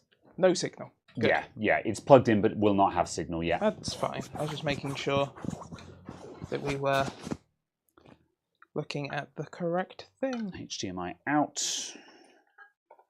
to Live Gamer Mini in. There we go. That should all be coming up now. Whoops. I say standing on a cable. Cool. There you go. This AOC is very slow to activate. It's difficult to find monitors that are fast to activate now. That's one of the things I miss. I don't know. I do still have it. Yeah. Ironically, that's one of the things that I miss about the little 17-inch wide Dell, or I think it's a 19-inch wide screen actually, but one of the Dells on the back bench there. One of the things that I liked about that as a test monitor is that it lights up really fast, which for a test monitor is incredibly useful. All right. All right, I haven't looked at the chat in a while, so I'm going to scan through. Halo 1 wasn't that good of an FPS game, but it was revolutionary on consoles. I could believe that. Yeah. I'd still give it a try because there are a lot of old games from that period that, again, aren't particularly good but were revolutionary. Quake 1 isn't very good, but was revolutionary, you know. So, you know, I can still work with that kind of thing. Oh, no. So, yeah. Oh, no. What are you doing? Some of the settings on this monitor, I'm just like, would you like your image quality to be no? Image enhance, except it makes it worse. Yes. V3 Big Edition. Elgato has the 4K series and then just stopped. Yeah, because they got to 4K 60 and were like, that's it. You know, like the EVGA XR1 was the answer for people who wanted 120 hertz pass through. Yeah. However, again, there's like the actual use case for that is the only reason why you would need 120 hertz pass through is because you have an Xbox running at 120 hertz. That's the only use case. Or you're using a stream PC. Oh yeah. Or you're using a stream PC. Yeah, I'll give you that one. And so yeah, you're using I guess you're using a stream PC, and you're an esports gamer, so you need that high refresh. Well, you'd want your monitor to be in high refresh anyway. Yeah. Wouldn't you? You'd want the high refresh pass through. Yeah. Irrespective of the capture. Yeah, but again, you know, even if you're a streamer and you're running a stream PC, when you're streaming a game, 60 FPS is fine. You know, like for Is it though? for a personal experience, I want 144, but like you know, when I'm yeah. I think I say this because there are several games that I play or have played where I need to drop to a 60 FPS frame cap. Case in point, like I've spent a lot of time playing Dark Souls 3 and Elden Ring, and those are 60 FPS limited for various reasons. Yeah. So I'm kind of used to it. Oh. And oh no. And so 120 hertz pass-through is just not something I'm interested in, and I think it's an extremely niche use case for it.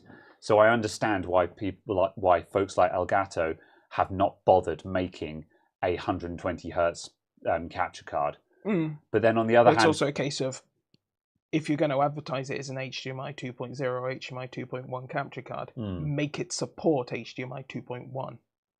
Yeah. So yeah. What's wrong with the mouse? The mouse is functional, I think. It's the switches have worn out, so it will either not click or double click. I see. Yeah. Are we going to look at that today? We're Depends. 1.5 hours into the stream, so once we've actually given this card a quick run, we could shift gears and take the mouse apart. Yeah. So yeah, we've got time. 60 FPS is fine for this old bugger. I agree. I think 60 FPS is fine.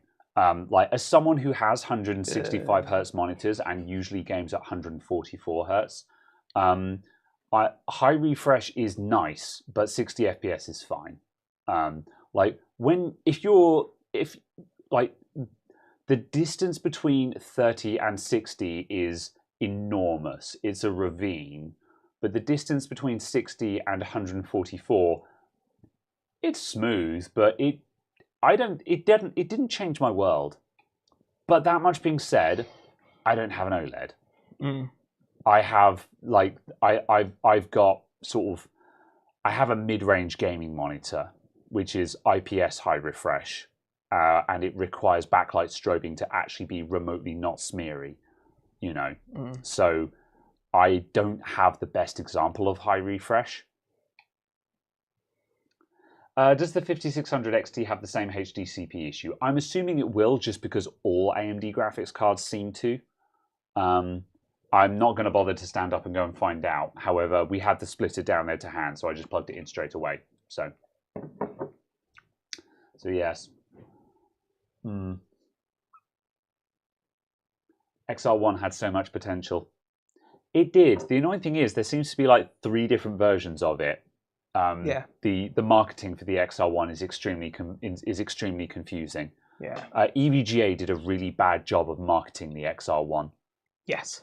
Basically, and also a lot of the features it has don't make sense. It has a lot, it's got a jog dial on it and RGB and stuff, and none of those things are useful at all. Yeah. For the kind of person who they wanted to be at so it had built-in controls that would tweak certain settings for the capture. It's this is aimed at people who are doing serious capture and serious streaming. And the kind of people who are doing that, they're not using a jog wheel on their capture card. They want to do this in software. So they have absolute precision control, you know. And it's just the jog wheel can turn the capture volume up and down and stuff like that. And they're like, no, you're doing that from OBS. There's no way you're going to do that from your capture card. You're going to do that in OBS, so you have absolute visual control over it. Yeah, although if it just toggled between various things, like having a sound lockout and things like that, so it just did not pass through sound. Possibly, the recording. I think you can configure it to do that. If it was stuff like that, that would kind of make sense. Yeah, but then also it has all of the RGB on it, and it's no one wants RGB on a capture card.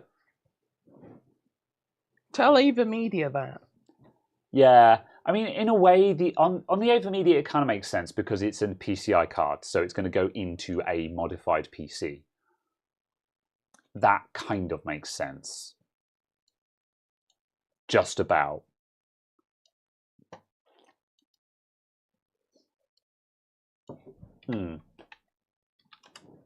I'd like RGB on a capture card. On the XR1, it doesn't make sense because the XR1 is an external USB capture card, which you're never going to have on video anywhere, you know.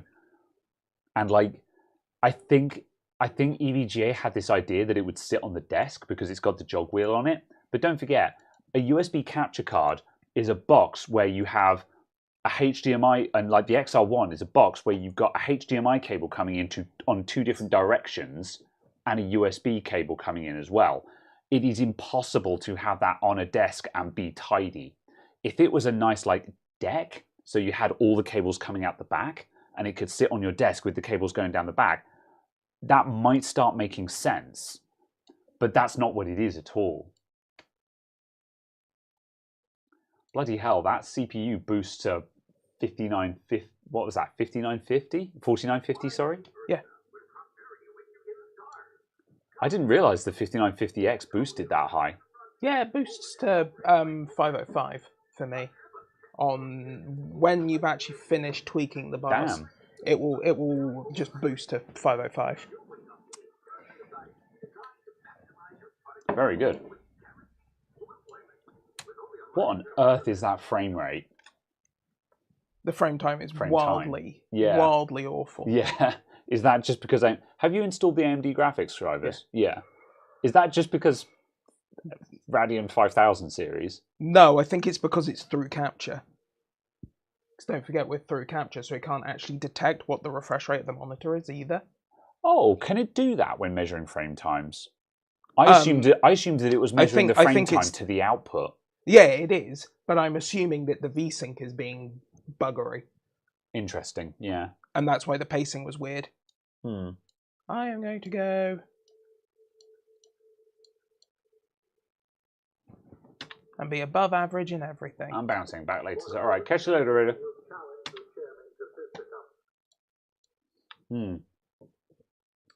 All right, then. Continue. What is your name? My dude. It can't be my dude. It can, though. No, it can't. Oh. There we go. Oh, fair enough. I mean, yeah. Sorry, the keyboard was being uncooperative. Oh, I see, yes. And I was just like, it cannot be. Keyboard, please. But there you go. Yeah, it's a VSync issue. Okay, yeah. For anyone unavailable with the my dude joke, a while back there was a I can't remember if it was on Twitter or Tumblr, but in the Legend of Zelda games you can... It definitely made itself to Twitter. Yeah. In the Legend of Zelda games, you can rename Link to be whatever you want to be. You can name them yourself, and then in-game characters will address as that name. And someone observed that if you change Link's name to my dude, suddenly every NPC in the game becomes really chill because they say, "Hey, my dude, how are you doing today?" And that is just very, very funny to me. Good.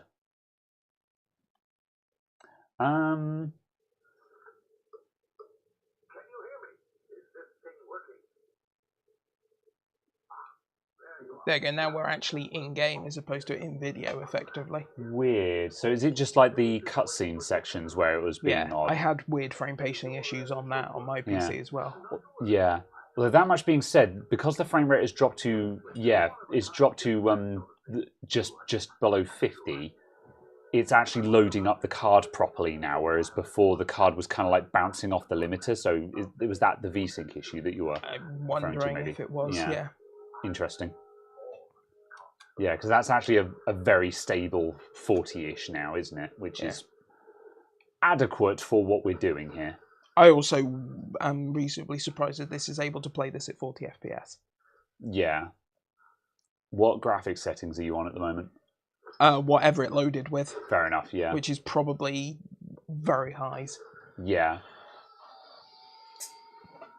Yeah, I was struggling. Oh! Hello, let me introduce you to some stutters. There you go. I think it might be on ultras. Oh no, it's on very highs. Yeah, very high is probably a bit optimistic for a mid-range graphics card. There you go. Oh yeah, that's behaving. Like, yeah. Even now we've got variable FPS. Those frame times are fine. It's a little bit spiky, but it's fine. Very well. But yeah, this card does function.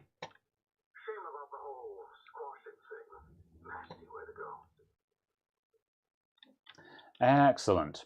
Whoops. I was meant to crouch there. Otherwise those animals will attack you. That's a very colourful. That's a very colourful alpaca.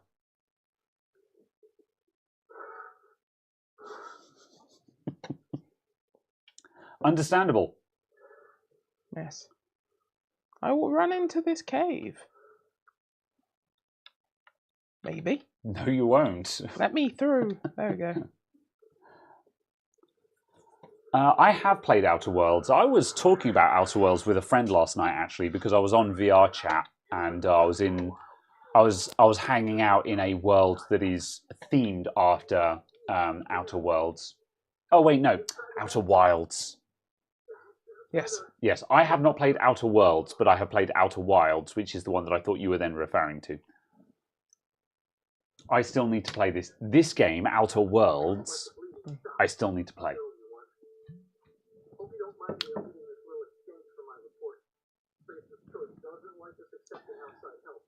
Fine. But there you go. All right. Seems to work. Functional graphics card. All right. Absolutely. I will put it in a PC and sell it. Alt FN F4.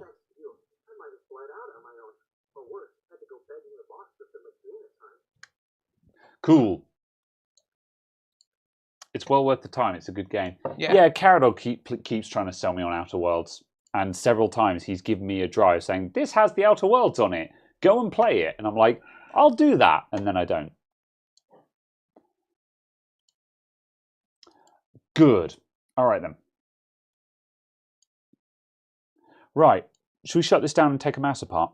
In a second, yeah. Cool. I'm going to install the software for the camera while we're doing that. Installing Insta360 link. Verified publisher, China. Now all of China knows we're here. Boop. There you go. Have a Duracell rechargeable. Oh. It's pre-charged. Why is that something you would put on the battery? Don't know. But yeah. Rechargeable cell. What's the chemistry of this? Should be Naimai. So that's certainly what I intended to buy. Yeah, it's an HR6, which means it's a Naimai. Oh, okay. Very well. Yeah. But apparently it's 2.5 ampere, which makes it reasonably high. Yeah, I was going to say, that's fairly impressive. Yeah. And because it's Duracell as a brand, that doesn't mean they're not lying to you. It just means it's definitely above 2,000. Yes.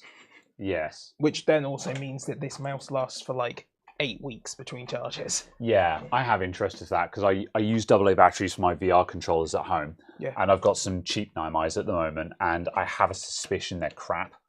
Just because I'm not sure if it's just because Steam VR doesn't recognize my reverb controllers very well, but just Steam VR always thinks my reverb controller batteries are low, and yeah, it's difficult to tell. But also, it might just be because rechargeable AA's are lower volt, 1.2 volts, not 1.5. Yeah. So even at full charge, it thinks they're low. They just stay on low for a very long time. Yes. Which is very annoying because it means it's very difficult to tell what the actual charge level is like. Yes. Amazon Basics rechargeables are okay. Yeah. I shall consider that. The reverb controllers don't work well with Naimai. Oh, that's interesting. Do you have any recommendations, Lupara? because I don't want to use disposable batteries because I hate disposable. It feels really bad just once a month or so popping out 4 AA batteries from your controllers and just throwing them in the bin and cracking out another 4. Like I want to use rechargeables.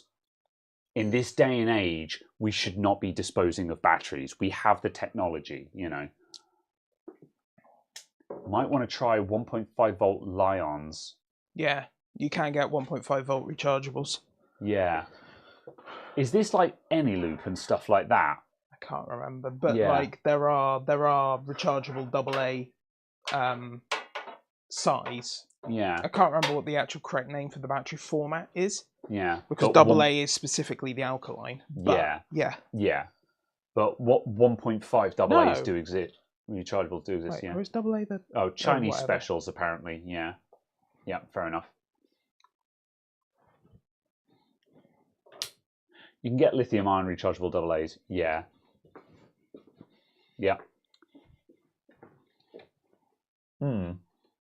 Throwing them in the bin, you don't have recycle. I mean, we do have recycle points, but that still requires me to be constantly buying consumable batteries, which is still a thing that I don't want to do.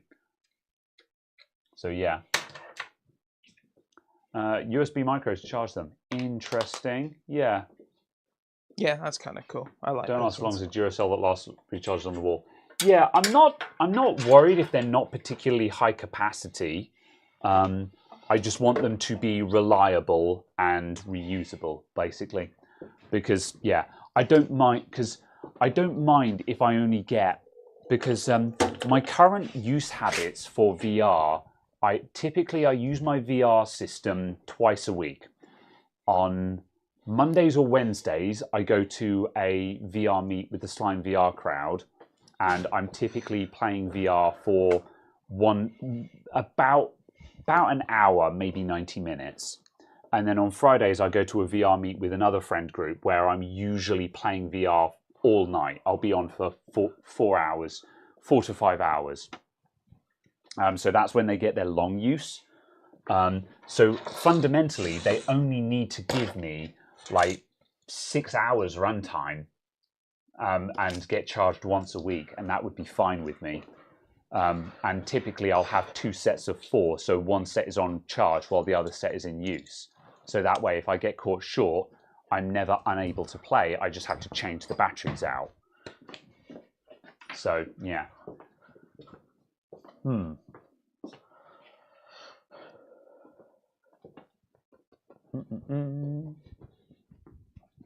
14250 is the 14450 is the size code. Fair enough. Yeah. What's better, 1 AA or 2 AAA's? You know what? Probably a single AA, because a AAA is only like 900 milliamp hours or something, isn't it? I thought they were lower than that. Yeah. AAA's are really low capacity, so I'd actually wager that a single AA is probably higher capacity. Spreader, hell yeah. I've got one of those sitting on the desk. I'm like, I don't want to throw it out. It's an official spreader. Right, I was setting up a camera. It depends on capacity. Yeah, I mean, I've never seen a AA above 1,000 milliamp hours. And considering, sorry, I've never seen a AAA above 1,000 milliamp hours. And considering a cheap AA is 2,100 milliamp hours. You know, something like that. So advertised. So yeah. You know, in most conditions, I would be very surprised.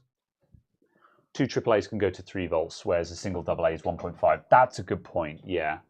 Yeah, it depends. Yeah, you're right.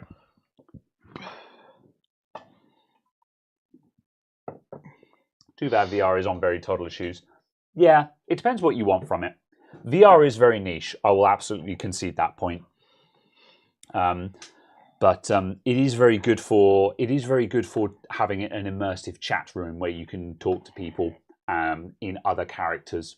I enjoy VR chat a lot, but then I'm the kind of person who would enjoy VR chat. It is kind of funny how a lot of people I know via VR chat and Slime VR and stuff, we've spent a lot of money and time making a VR setup that's really good for VR chat. So yeah. if you're not interested in VR chat, it's like, okay, so play Beat Saber then, you know, which is kind of funny when you think about it, but it is what it is. Right. Anything that uses 3-volt, you lipoed. Yeah, the thought has occurred to me to try and make a lipo insert for my reverb controllers, because my reverb controllers are 2 AA's per controller. They're very thirsty. Yeah. know. Whilst this doesn't specifically answer the question, branded AAA battery, the first one I saw, Energizers, are 700 milliamp hour advertised. Oh, really? Wow. Yeah. Yeah. Yep. Someone in chat, who was it?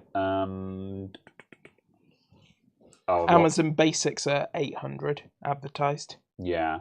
JD says he's seen Energizer 1100 NiMey's, but that would be very high capacity, I think. I think I would classify 900 or above to be high cap, and 1100 is a case of core.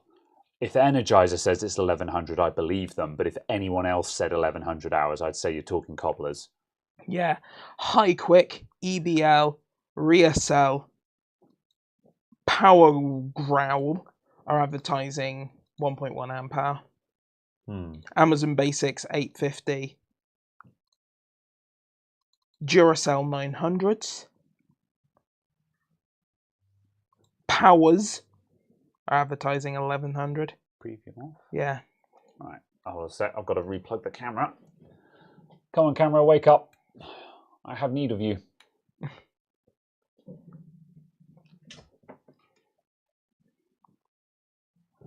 Panasonic Eneloops don't give you a capacity? Oh. Yeah.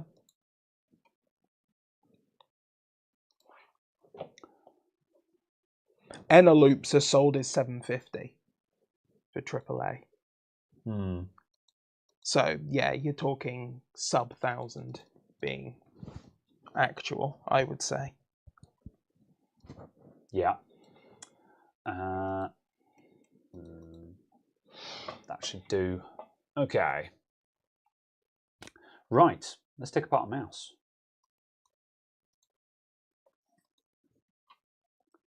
Feels like it's gotten really quiet in here all of a sudden. Maybe it's just because the bench is off now, but Yeah. suddenly I'm just like, it's quiet now. Yeah. Anyway, right. Because the bench the bench was quite loud. I use Eneloops in my TV remotes. Yeah, I probably wouldn't bother with rechargeables in something like a TV remote, just because you change them once, every over a course of years. I've just replaced the batteries in my LG TV remote. Well, I will be soon because it's just flashed up with the warning. Okay, yeah. For the second time since new, and I got it in 2020. Yeah. So that averages out at 18 months. Yeah. I think there are some use cases for batteries where the batteries last for such a long time that there's no real need for them to be rechargeables. And that's the use case for non-rechargeable. It's kind of like, for example, an interesting video that I watched by EEV blog was he was doing a video about a solar powered watch and powered by the heat of your body and stuff like that. Yeah. And basically, this watch had barely more functionality than a Casio in reality. And he pointed out, it's just like you put a CR2032 in a Casio and it lasts 10 years. It doesn't need to be rechargeable. It doesn't need to be solar powered. When your cell lasts in a measure of years, it doesn't need to have a renewable power source. I think there is a strong argument to be made there. But by comparison, for example, VR controllers are really thirsty, and again, gamepad controllers are thirsty because they're running rumble motors. So if you use a gamepad or VR controllers on a daily or weekly basis, you're probably burning through a set of batteries, at least a set of batteries a week, kind of thing. And at that point, when you're popping out a set of batteries every week, Yeah. Now that's really wasteful, and you should be using rechargeables. Yeah. So I think that's the use. I think for a remote control and like perhaps even like a wireless mouse, like this wireless Logitech mouse, it's got a single AA in it. This is going to last for 18 months, no problem whatsoever. It doesn't need a rechargeable in it. If it's a gaming mouse and it's burning through that battery in even a month, then I think there's an argument to be made that you could put a rechargeable in it. Yeah. Like the Royal Clutch keyboard I've got on the bench, the RK100, I run that wirelessly, and that needs recharging once every 3 or 4 weeks. It lasts with the backlight off. So that's reasonable for it to have a rechargeable battery and me not popping out a pair of AA's every month in it. Well, yeah, but it would need to be 8 AA's, wouldn't it? Yeah, but if your battery is lasting on a matter of years, I don't think that really needs to be rechargeable. No. Oh, sorry. So yeah, if you never change the batteries, it's more easy for them to leak. So avoid alkaline ones. Yeah, potentially. That only really happens if they run flat. Batteries tend not to leak. Oh no, that's not true actually. Batteries can leak even if they're not flat. I don't know enough about battery leakage. I'm not going to comment on that. So yeah. It does seem to take a long time to happen. It depends. I've seen experiments where they've leaked in a reasonably short space of time, even without. No, with use as well. Yeah. No, it can happen, but it does happen over a long period of time. Yeah. Don't know. It's sometimes it. No, I don't want to comment because it seems to be luck of the draw. Right. Who's doing this mouse? You are. Okay. You said it. All right then. Shall we swap places so you're in front of the chat? I will position myself appropriately. I'm only slightly drunk, so. You're only slightly drunk. Yeah. So much so confused by a stool. I'm putting it around because the stools have 2 footrest sections, and one is higher than the other, and I'm more comfortable with the low side on the right. So I turn it around so it's like that. So I turn it around, it will feel weird because my legs feel the wrong way round. Very well. Right. Soldering kit is on hand. Let's take the mouse apart first. I swear, if this is a nightmare mouse, I'm going to be angry with you. Absolutely. Did you bring a spudger? I did not. Grab one from the desk. You will require a spudger. Spudger, and the iFixit kit is there. There we go. A selection of screwdrivers. My lace is loose and it's annoying me. A danger mouse, it is. Right, this is a Performance MX. Absolutely. It's a nice little office mouse. Yeah. That reminds me, I need to replace the scroll wheel sensor in that mouse over there because it's driving me up the wall, and I don't know what to look for. So actually, if anyone in the chat, hang on a sec, I'm not going to take it apart today, but Logitech G603. Logitech G603, I need to replace the scroll wheel sensor. What do I buy? A challenge for the chat. It's probably going to be the same. What's in there at the moment? No, I mean, it's like the one that's the one in here. Maybe, yeah. Right, let's remove skates. What do you want? If you go to bench cam, I just want to see. Right, if I go over here, so I'm going to move. If I do that and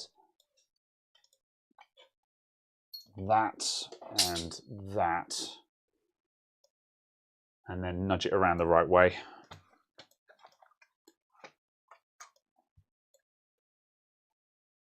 That'll do, yeah. And then zoom as you see fit. I'll put you in charge of the camera.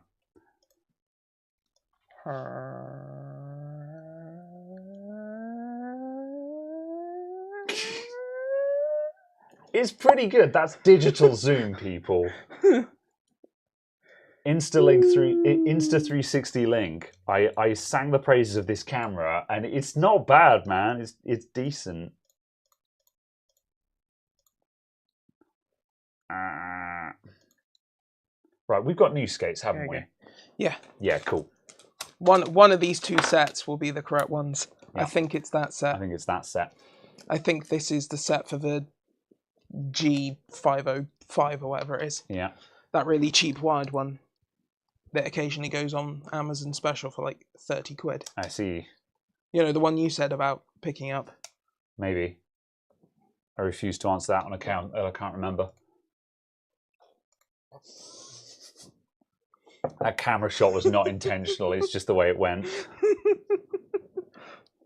Sponsored by... Thank you, Truman Show. Graham's Eye View. I don't work while I'm drunk during the day, by the way. It's just because it's Saturday.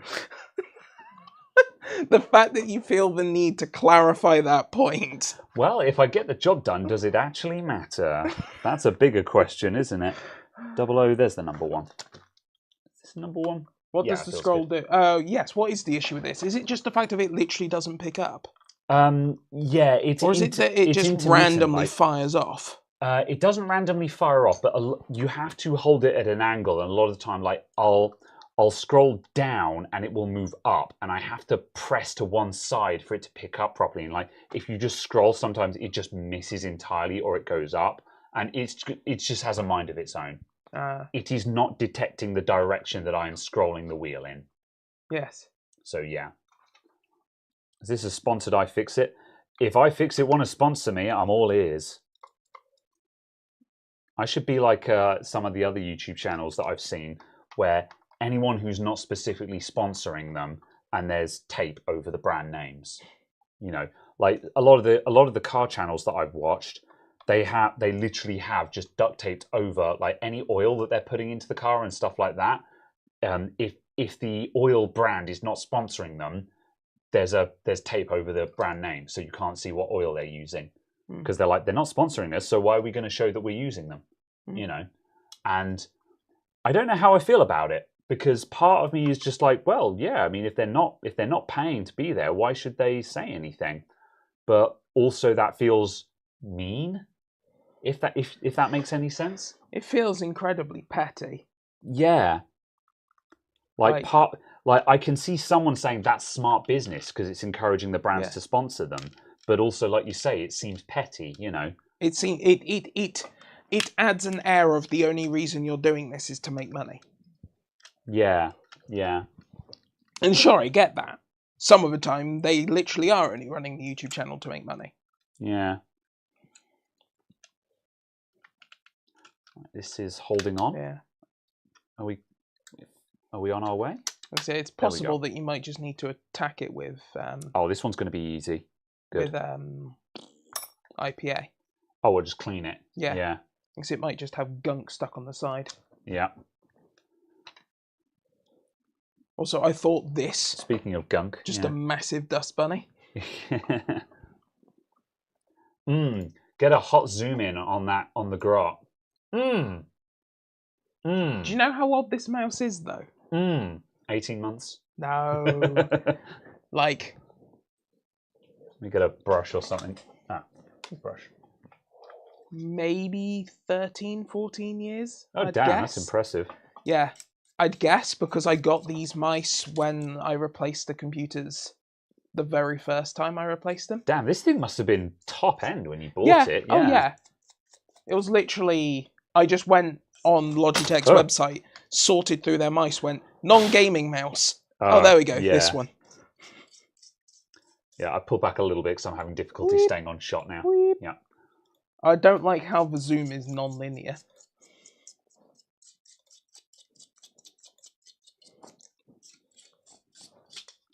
Just brushing off the worst of the grot at the moment. Yeah, this one specifically might not be quite that old because...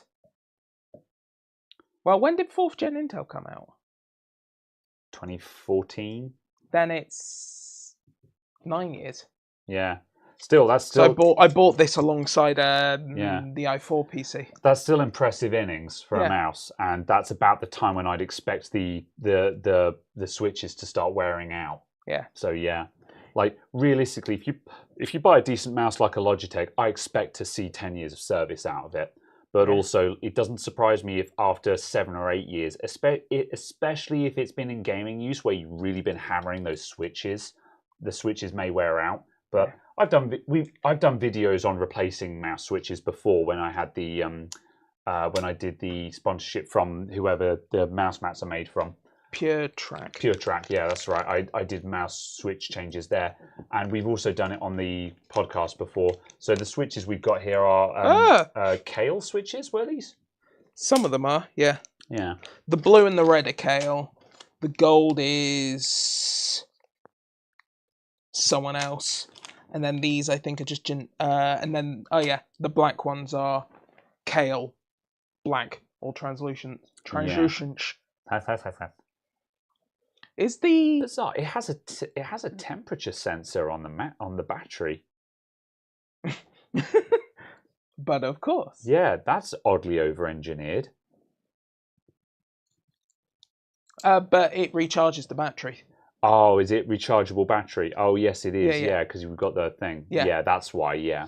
Yeah. It's wireless and a rechargeable battery. Naimai rechargeable battery, so it's got a thermal sensor in case the battery's going nuclear. Yeah, that makes sense. I was like, why on earth would you bother with that? Yeah, because of the charging side. Yeah. Cool. Okay. Right. Will that pop out easily?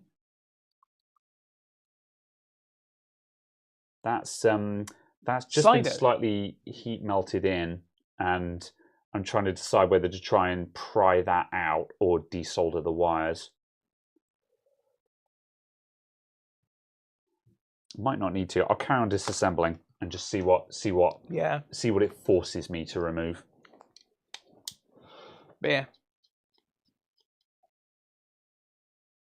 We've got Doesn't Naimai charging use temp as an approximate to full charge? I hope not. Interesting. I wouldn't expect so. No. But it's also a case of it's effectively not possible to overcharge Naimais. Yeah, Naimais are one of those things where as long as you're not pumping too many amps into it, you just leave them on charge indefinitely, don't you?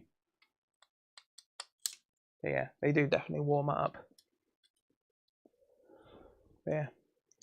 Because I know Big Clive has done some Naimai ghetto chargers, which are just effectively trickle chargers where you're only charging at like 100 milliamps. Yeah. But because you're only charging at 100 milliamps, you just leave it on charge forever. Yeah. And because it's 100 milliamps, it doesn't care. Yeah. Just obviously it takes a week to charge them. Yeah. But if they're standby batteries, that doesn't matter. Yeah, they just sit there, they're charged and they're ready for you to grab whenever you grab them. It's just kind of the thing, I guess, in a way. If you calculate how long it would take to get fully charged in 6 days, you could just put them in there every time and just swap your batteries out every 6-7 days. This is exactly the kind of setup that I want for VR, because my current charger is a quote-unquote smart charger, so it detects when they're charged and switches off charging. But I've been very tempted to build a trickle charger where I just leave because as I mentioned, I'm running 2 sets of batteries, so the standby set is can be plugged in for like a week if I want to. I unplug them because once they're done, and I leave them unplugged. But I'm tempted to I'm very tempted to get a trickle charger or build a trickle charger, so they're just standby set. Yeah, because even on 100 milliamp hour, they'd be done in a day. Yeah, so I could probably run them even lower than that. This needs to come out, and I'm not sure how.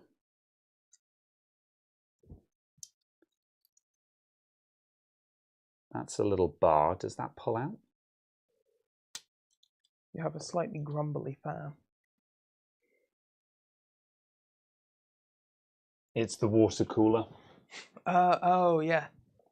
I forgot there was a water cooler in there. Yeah. There we go. If you want to, you can grab some glass cleaner and toothbrush the wheel clean. Oh, the sensor isn't in this bit. No, No, it's sensor's it's an optical on the sensor board, across yeah. the bridge there. So for those of you who've never seen, there's a we've got an LED there and a sensor there.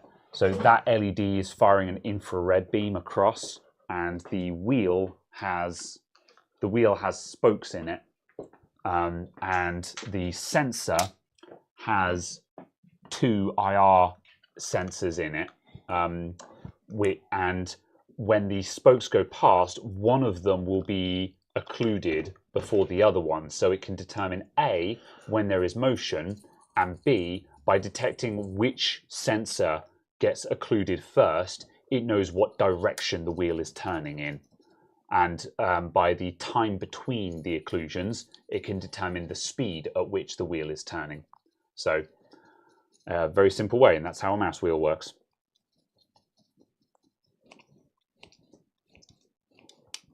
And that hasn't changed in donkey's years because it works. Yeah. And it makes sense to not change it. Yeah. Oh. Right, what's holding me up now? I just had a realization that there was entirely the possibility that I was meant to be going out this evening. Oh no. Are you good? Yeah, oh yeah, like, no time pressure on it, but it was just the fact that I suddenly went, oh yeah, did I say I was doing that tonight? Shit, I'll have to double check. Before you suddenly realise that you're not where you said you were going to be, and people send you messages like, are you just running late? He says as his phone rings. Do you need to take that, or you... I am going to reject the call and send a text message. Okay. Because I don't know who that was. Oh, okay, yeah. That one time I was soloing the podcast. Yeah, and Andy sent you a Andy message. was just like, are you coming to Toby Carvery tonight? And I was like, I'll get in my car. No, it is someone else. There are 2 very small springs here that actuate the middle click spring tension. So I need to make sure that those don't just go kaboom into the room somewhere. Right, is this ready to come out yet? Something's still holding me up. The main sensor is now holding me up. I think that clips into place. I might be able to steer around that. However, I'm going to get some tweezers and remove those springs before I lose them. That timing, though. Yes. Do I need to be somewhere? Yes. Oh! No fear, one fear. And then I find out it's Sai from some random unknown number. It's like, oh, thanks, Sai. Miserable git. Wow. I love you really, but...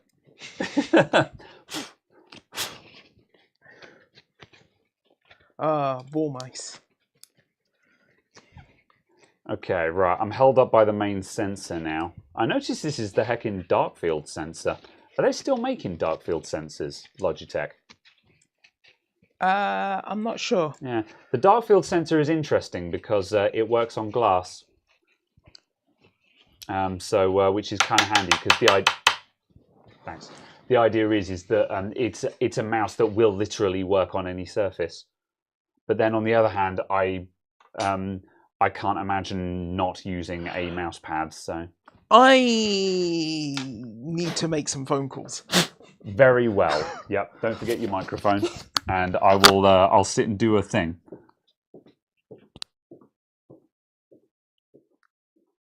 All right, turn that off for a sec. Right. Okay, right, I'm nearly there. I've just got the USB board now, which is soldered on, and I'll take everything with me because I can. I mean,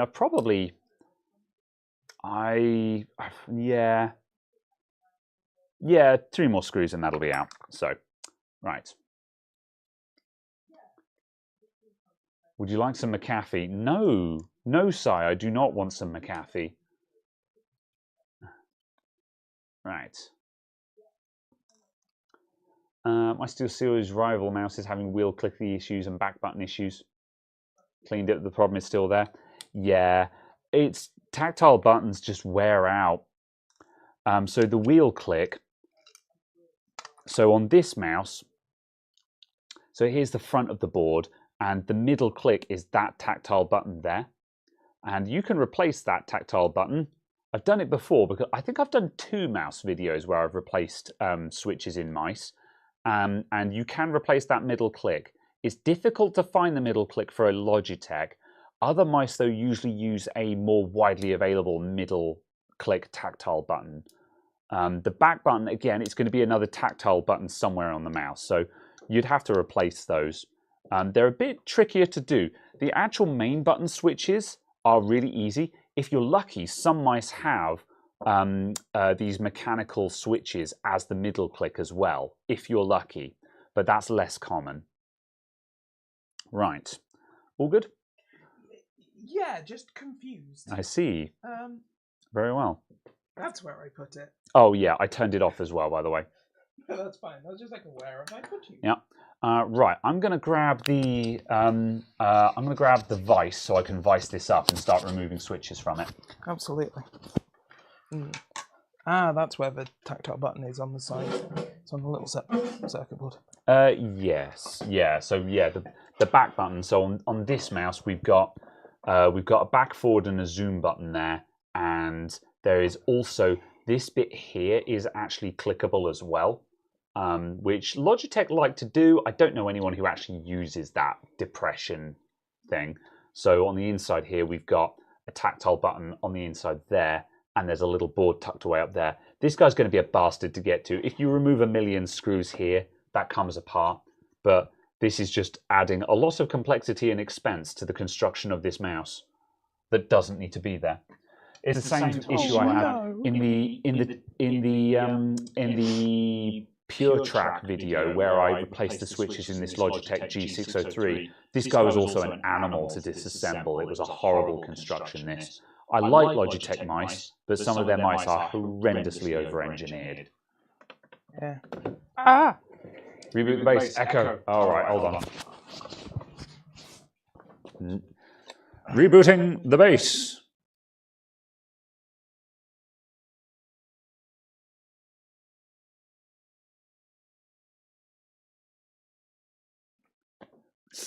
Okay, we're back.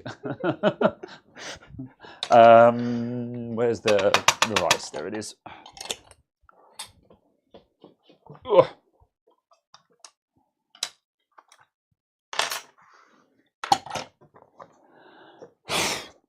I was actually just two screws. Two screws. Yeah. I'm just going to see if it's possible to replace this tactile button, because this tactile button doesn't seem to work.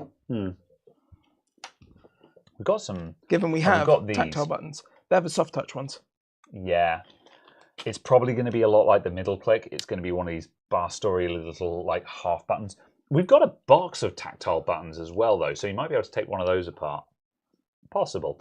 The problem is, the issue with replacing these tactile buttons like the middle click is most of the tactile buttons that you purchase have a very high actuation force because they're designed for like the power button on a PC, which has a very high actuation force. And if you replace one of these with a high activation force, you're going to find that your middle click is really heavy, which was actually a mistake I made on one of my old mice, which was the first one I replaced the switches on. I changed this for another one, and it ended up being a very, very heavy middle click that was very unpleasant to use. Yeah. It's doable, just not pleasant. Yeah. And it's like I've got the standard ones on one of my G600s. And like, it's fine, but yeah, it's definitely heavy.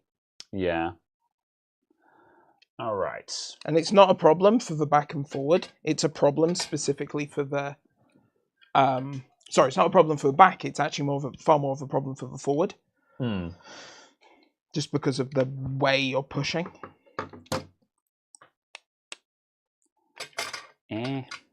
But yes. Okay. Right. Could we have a little bit more zoom, please? Huh. Yeah, I'll probably do. What do you think, people? Do you want more zoom? Tell us what you want. Right. Let's see. Should I get the desoldering gun? Because the desoldering gun would just empty these. Yeah, that's what we did last time. Yeah, wasn't it? Just and kinda it went, was a dream. Yeah, I'll just quickly wet these joints, then I'll grab the desoldering gun.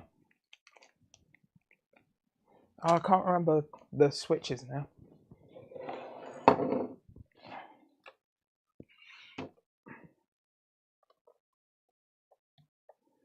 Mazda zoom zoom. Zoom, zoom.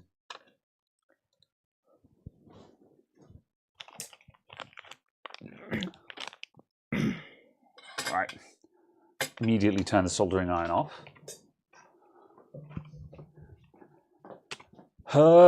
Desoldering gun. Oh, You all right there? literally just Amazon results for the switches now. Ah, good. neat. I mean, are they bastorially expensive, though? I don't know. There's also a website now.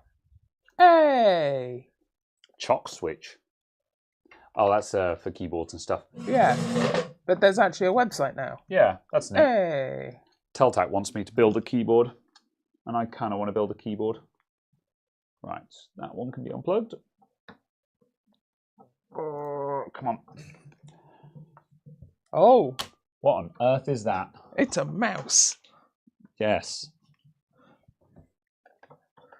Oh boy. Anyway. All right. Desoldering gun. Right. Good. While the desoldering gun warms up, I'm going to try and be a hero and soldering iron one of these out, just for the purpose of showing you guys how to do it if you don't have a desoldering gun. Because a desoldering gun is not something that I'd expect the average person to have. So I'll show you the technique for doing it without a desoldering gun. It's all very well having fancy tools, but the more fancy tools you have, the more inaccessible your content becomes, in my opinion. I'll need a pair of pliers as well.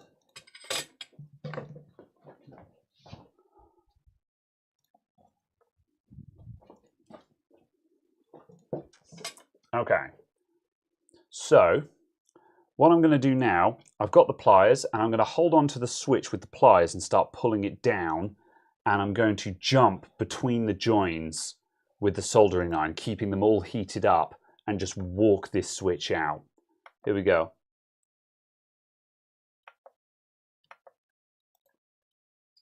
Back and forth as fast as you can, but keeping it molten each time.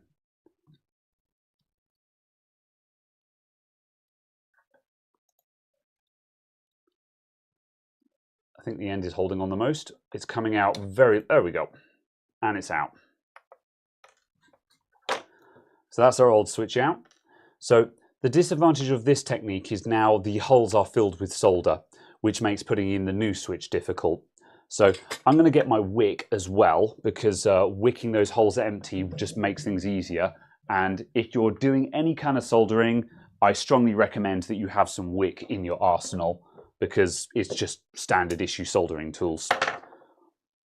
And some kind of flux wouldn't go amiss either, because that makes wicking extremely more effective. I should probably turn on the desoldering gun as well. There we go. Can you just double check that I'm still on shot? I believe I'm on shot, but yes, I am. Good. All right, and wick those holes empty. Really annoyingly, I can't find the website that had the comparison on the switches. Really? Ah. Yeah. I don't know specifically what.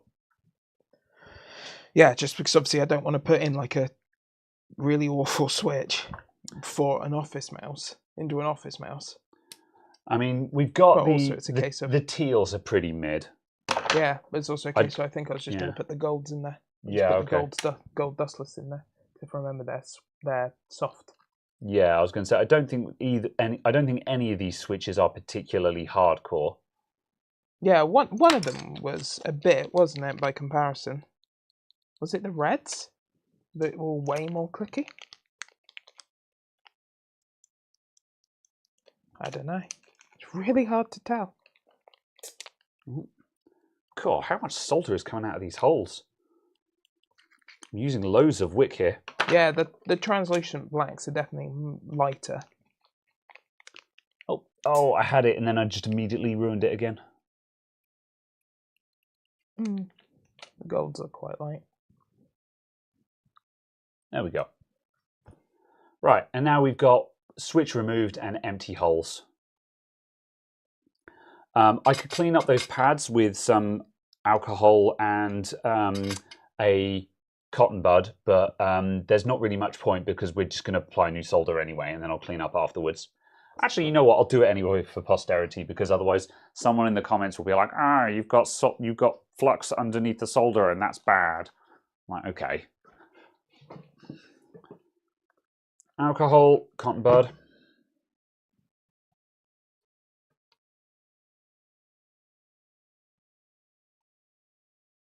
It's nice to clean up as you go as well. Makes the workspace nice. Yeah. Just buy this £8,000 BGA rework station and you too can do this repair. Yes.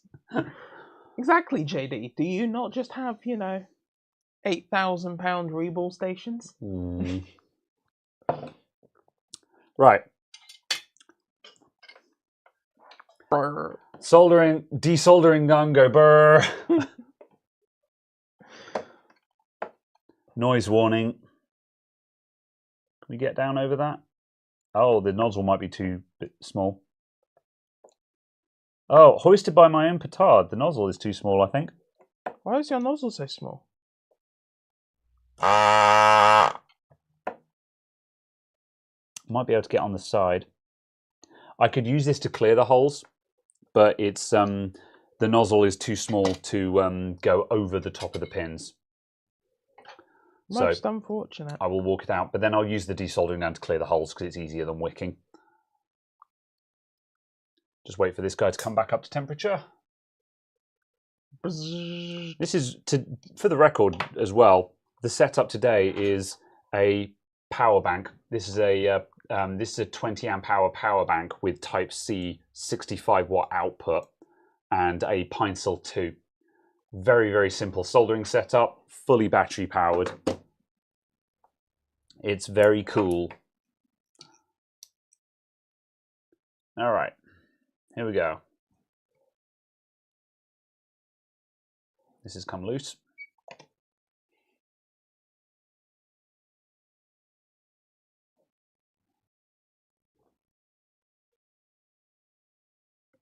There it goes. For a moment it wasn't moving, and I was like, what's holding me up here? What's holding me up here? Snap switch in half. Ah! Unfortunate. Yeah, if you take ages, the heat will go into the switch and start melting the plastic. But obviously, because we're removing switches that we're going to throw into the bin, that's not a concern that bothers me. However, if you wanted to preserve the switches, you would need to be very careful not to melt them.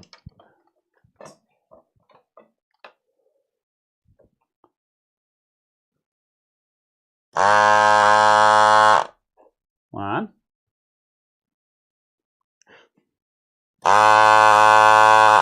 Two.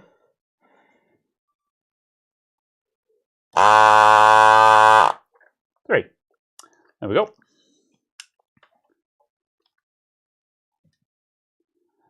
Right, desoldering gun is hot but turned off. Okay. Right. What switches were we going with then? The golds? Yeah, might as well. All right then. Golds it is.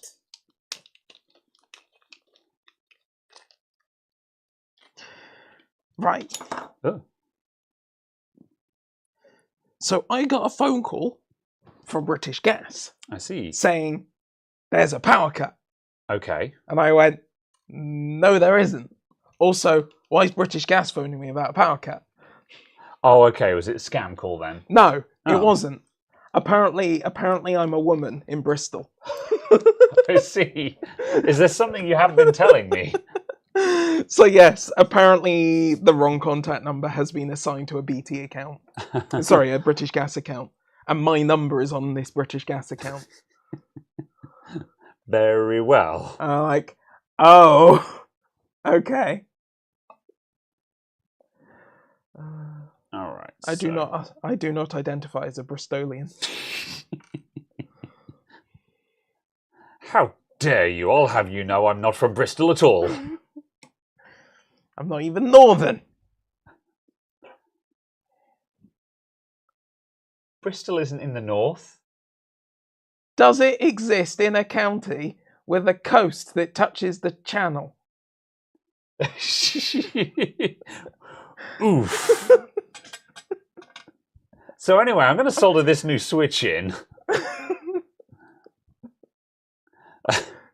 So what I'm going to do, I'm going to be really rude. Oh, actually, no, I can do it on. No, I'm going to be really rude, and I'm going to preload the soldering iron with solder. You shouldn't do this. This is bad practice, but it works. What I'm going to do is I've put some solder on the switch. I'm going to poke that in, and just put that on one, and that's just going to hold that switch in place. So now I don't have to hold it in. I was going to say, legitimate question, is that switch in the correct rotation? Yes, I have checked. Yeah, I will check again. Yes, it is in the correct orientation. There's a choice of two, and there's a 100% chance of it being wrong. And now I'm going to hold the switch up with my finger and make sure it's absolutely flat. It was not flat. That's why we do that. So now the switch is absolutely flat. Now I will flow solder onto a different hole to properly anchor it in place. This is what we call a pro gamer move. And now it's properly in place, we can just flow the other holes. JD saying the cider makes me spicy. No. After that display of geography, I think it's Caradog who's in the wrong orientation. Oh, he knows exactly where Bristol is. And it's not on the south coast, therefore it is not in the south, ergo it is northern. The Midlands are a lie. Yeah. Okay, right. That's one switch in place. Putting the new switches in, if you've cleared the holes, putting the new ones in is the easiest part of the job. Clearing the holes is the hardest part of soldering, in my opinion. Or just disassembling the device in the first place. Actually, unironically, yeah, probably. Oh, I might need to use these tweezers. The solder is burning on the iron at the moment, which is why you shouldn't preload your iron, because basically I've just burnt all of the flux off of this solder, so it's going to be bad. But I'm just using it just to pin the switch in place while I make sure it's on. Like that. So like right now, that's the current orientation of that switch. However, now I don't need three hands is the important part. So now I can just use my finger just to press that. In editing, I could cut that out. So now I can just use my finger to press that up, reflow. Now it's flat on the board. Now we flow the other holes. And I'm flowing a bunch of solder on there, and I'm just lingering long enough for the heat to go into the pin, just to make sure that the pin itself is heated.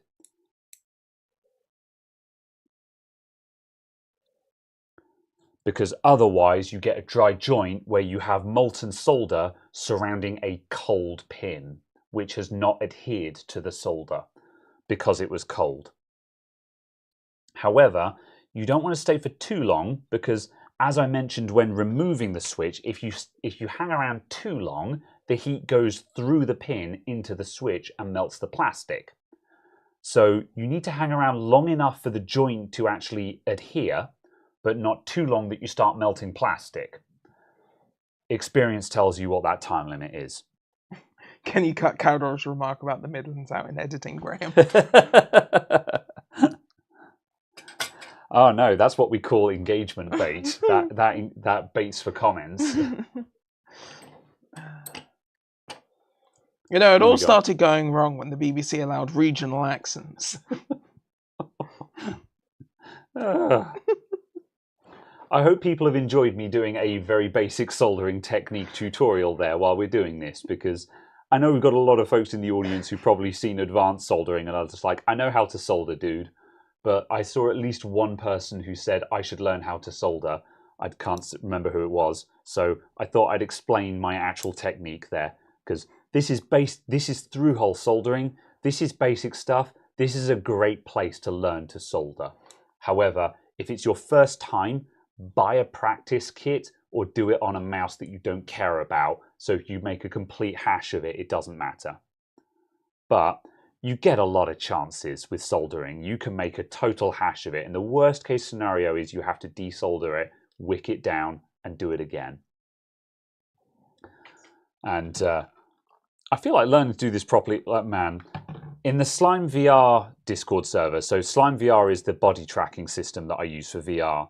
And I've seen people who are selling trackers with the most abhorrent solder job in them imaginable. And I've been like, man, I don't criticize other people very often because I'm not the best in the world. But there are some jobs where you look at it and you're like, no, you do that again. You know, you cannot sell that. Return to sender. You should have done that again.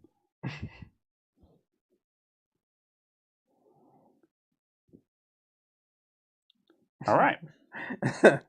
I think Yate's a little bit delayed in the stream, but it's just like, what's wrong with Bristol? I wasn't saying anything was wrong with it, just that it was in the north. You can draw your own conclusions. If you think there's something wrong with that, yeah. If you believe that there is something wrong with that. Yeah. Sorry. Yeah. Yate is for a moment. Yate is like, hold on a moment. I'm the victim of this joke. You know? I'm sorry, Yate. I love you, really. I'm assuming you're a Bristolian. Okay, right. I think we're ready for reassembling. Pre-revenue is like, Bristol is a city straddling the River Avon in the southwest of England. For those of you who don't know.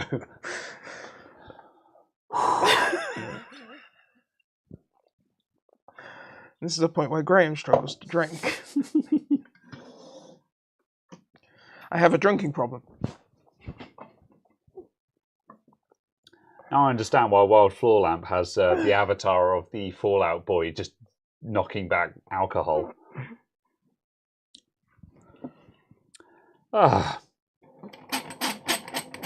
We got to get we got to get Floor Lamp on the show sometime, and like give him some alcohol and just have him wax lyrical, because man, Floor Lamp tells it like it is, doesn't he? You know. Absolutely gazeboed. Indeed. Okay. Right. Reassembly time. That's going to go over there. Now I've got to remember how this went back together again. Small screws. Bath, a lovely city. I like Bath. No parking, but a lovely city. Yeah. Bath is cool. If you're ever visiting the southwest of England, don't go and see Stonehenge. It's bollocks. Go to Bath instead, and at least have a night. Go to Bath and go and see the Roman Gardens. Also, I think I'm using the wrong screws there. That feels like they should have those capped ones in. I do an IT party stream when. It's fine, Si. Whenever you organise it and pay for it. Yeah, I can't organise anything, man. I can't organise a video. Content. You expect content on this here YouTube channel. Oh, I know. Have a bath and be clean. Yes. The last time... Oh, I see. In reference to going and visiting Bath. Yes. The Roman baths in Bath. Yes. Are Hence, a good Bath. Yes. It's a good time to visit them. It's a good tourist attraction. Yes. Yeah, I've been around them. When I went around there was a dude there who was role playing as a Roman, and it was really he was really good. He was just like, man, you guys have got like 2 stories on your buildings. You know, that seems that's unusual, and yeah, it's just he was very good at pointing out things that we take for granted that are actually extremely unusual by their standards. I was like, yeah, that's cool. Yeah, good job, chap. You know? Yeah, I love those things. It's always an interesting question of like, where should sort of reenactors go with that idea, because obviously Mm. there's going to be kids and stuff who are just like, TVs, and they're just going to be like, should they just be like, what's a TV? Yeah, which is just like, well, duh, they didn't have TV in Roman times, but yeah. However, it's a case of, yeah, in Roman times, they didn't really have two stories on buildings. They were single story because, but yeah. But then on the other hand, that depends on where you go, I guess. I'm not an anthropologist, but obviously it depends on whether you're limited by roofing materials or space. Yeah, because I'd imagine that given there was a reasonable amount of space, it was less necessary. Yeah. I don't know how we got into this topic of Roman times and Bath, but yeah. I'm now trying to remember how to reassemble this mouse. And I've got a feeling that I'm putting all the screws in the wrong places. But you probably need this bit at some point. I will at some point. I might take it in a moment, actually. I'm trying to make sure that there's the power switch on the bottom is lining up correctly. Ball. Yeah, that's lining up. That's good. Are you not entertained? Yeah. Oh, where have you come from? I have no memory of this piece. I'm guessing so. Yeah, that. Does it have a bit to clip into that? Yeah, let me have a look at. Oop. There we go. I was trying to hold it like that. I was like, oh, this keeps slipping out my hand. Right. How much have you had to drink? I'm a lightweight. And just for clarity, this is 6.8%, so it's a pretty hard cider, and I'm on an empty stomach, and that's all it takes for me. Right, so. Apparently it goes between the PCBs. Between the PCBs. Does that mean I need to take the PCB back out again? Does the PCB need to come back out? Yeah. Anyone who's actually paying attention. Yeah, have I done goofed? Because I have no recollection of where this came from.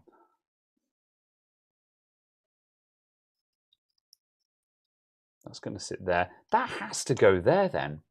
I just don't understand how.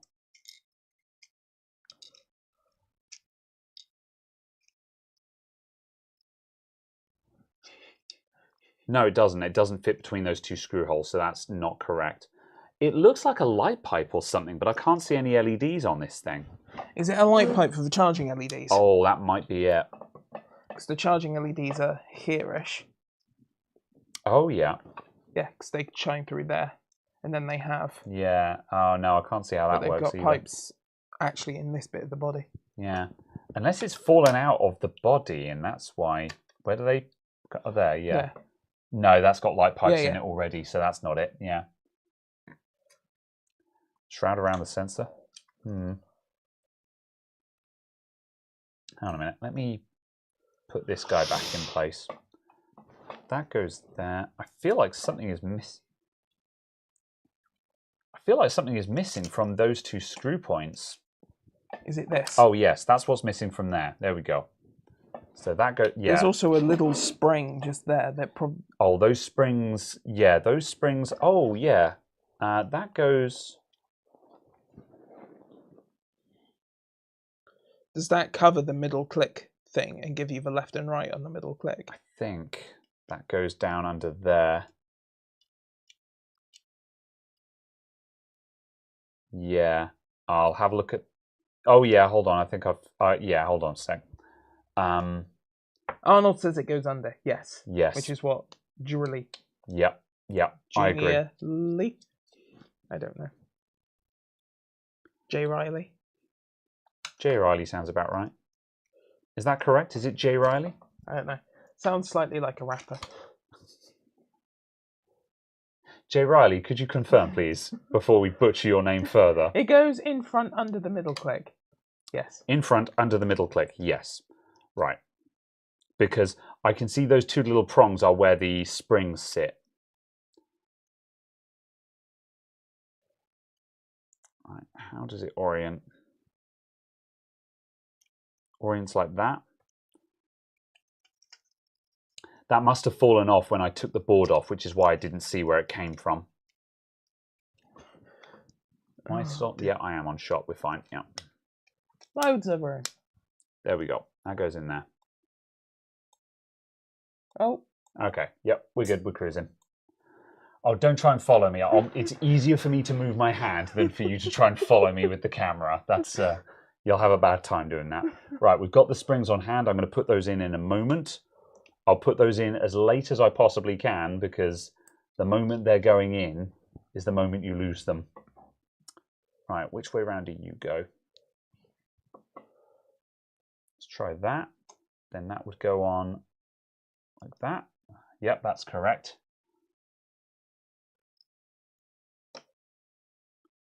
That goes on that.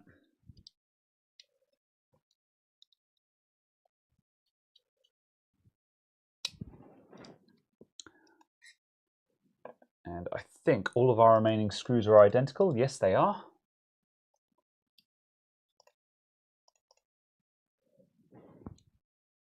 Good. Right, that's that.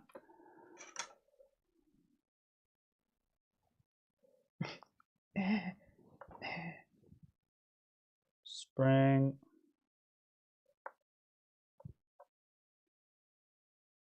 Spring. Ranch powder. Ranch powder. What the hell is ranch powder? Is that like instant ranch sauce? Ranch sauce, just add water. All right, that goes there. Right, so that gives us middle click action, and that mechanism there is the freewheel mechanism. So while it's engaged, we get click, and when we unlock it, we get freewheel, which is really good. And like I don't know, Logitech must have a patent on the freewheel or something like that, because just no one else seems to have it. Dressing powder, not as heavy as fat. I see. Come here. Are you digging out more gunge? Yeah. Grunge. Right. Early, late 90s grunge.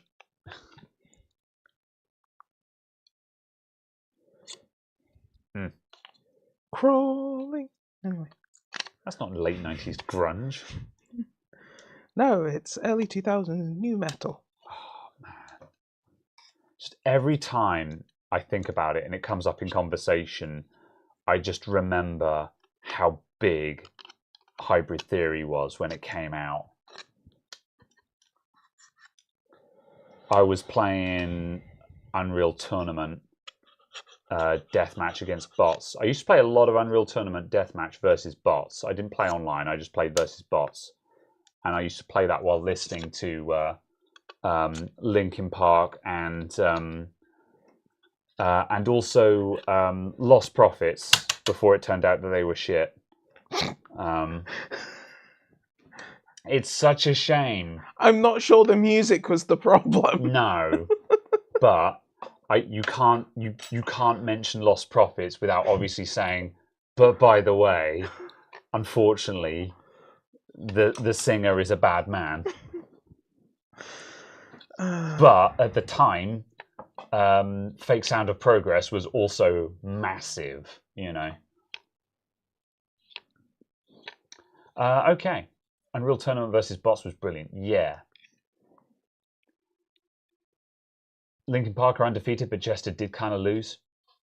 That's one way of putting it, but we still love him. And man, Hybrid Theory is a product of its time, but it's still a heckin' banger album. Yeah. You know, if you look past the crawling in my skin, it's still a banger album, you know. As I've said, I have the 20-year anniversary edition. I see. Is there anything like interesting about that, or has it just got a nice shiny case or something? It's a box, yeah, which is a 12-inch record. Okay, yeah. And then there's a CD and a DVD in there, and I think there's a T-shirt in there. But I don't know because mine's still shrink wrapped. Understandable. What's on the DVD? Do you know? I can't actually remember. Yeah. But yeah.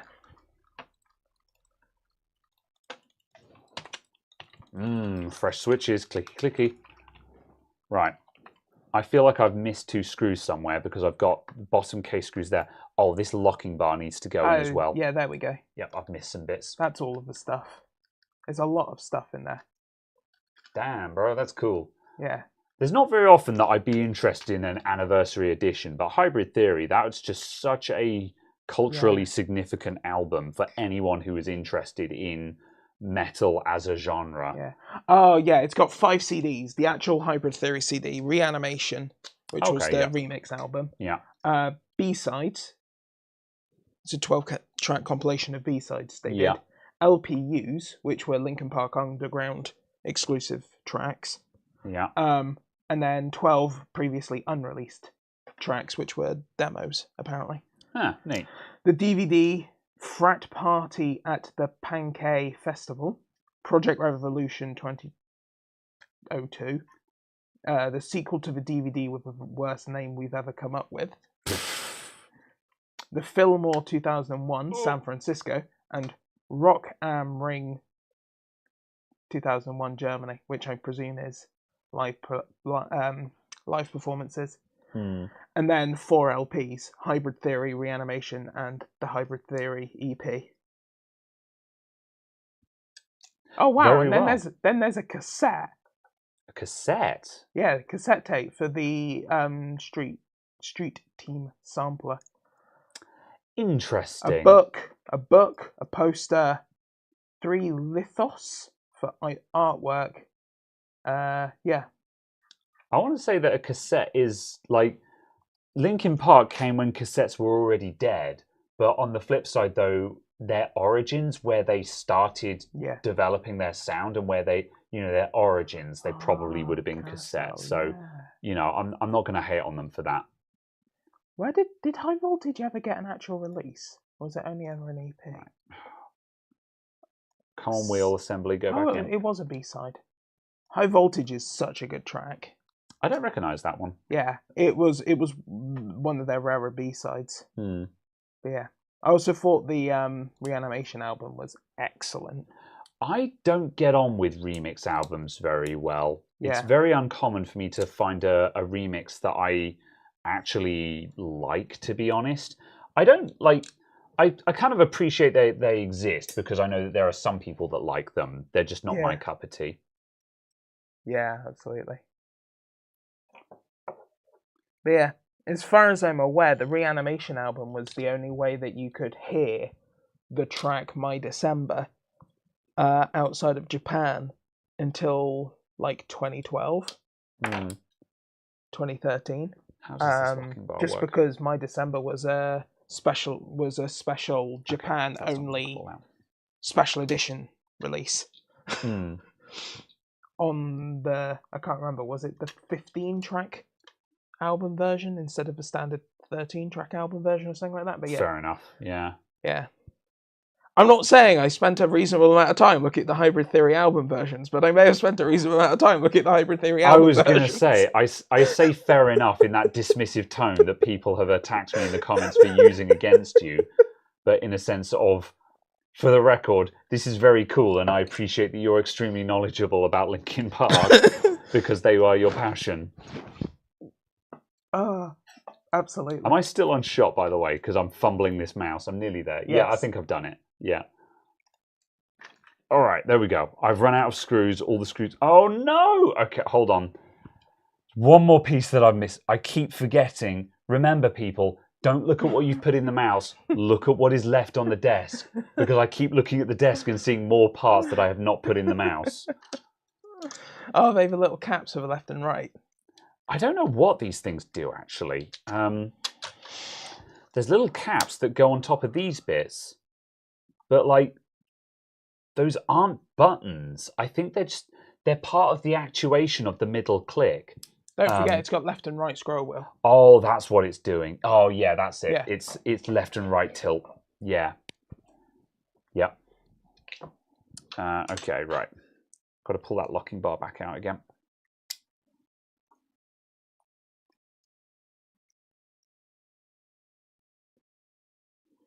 Yes.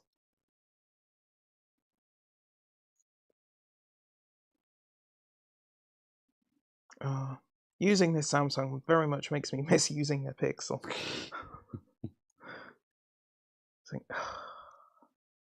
It's fine. It's fine. You using a Samsung makes me glad I have a Pixel.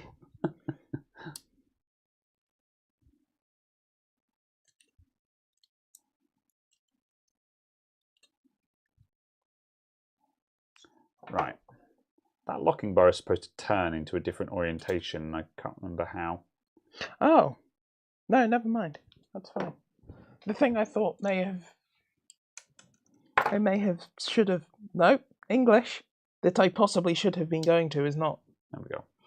I'm fine. I am absolved of my irresponsibility. Very good. Speaking of being absolved of irresponsibility, I think I've managed to reassemble this hecking mouse. Fantastic. All we need now is for it to work. If this doesn't work, then I will scream, throw it across the room, and immediately smash stop recording. Or stop streaming, sorry. And I'm on the other side of the bench, so it's going to be a lunge. You know, I'm going to be like, ah! You know. Right. Have you got the receiver for this? I gave it to you. Is that it? It's there. Okay. Hang on a sec. I'm going to plug this into... we've got a mouse to put in there. A mouse. I've got a mouse to put into this mouse. Yeah, the battery's just there underneath the 5450. I shall plug it into this. It shall go in here. It shall be glorious.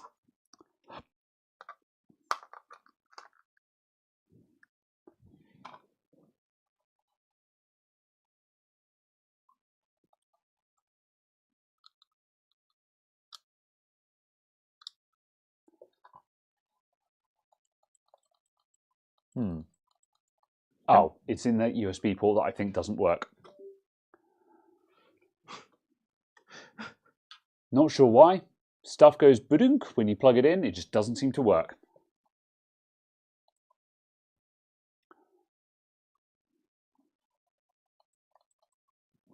Is it broken? It might be. I can't understand why. Is the battery in the right way round? It is. I'll grab a different battery. You were using this just then, right? Yes. Yeah.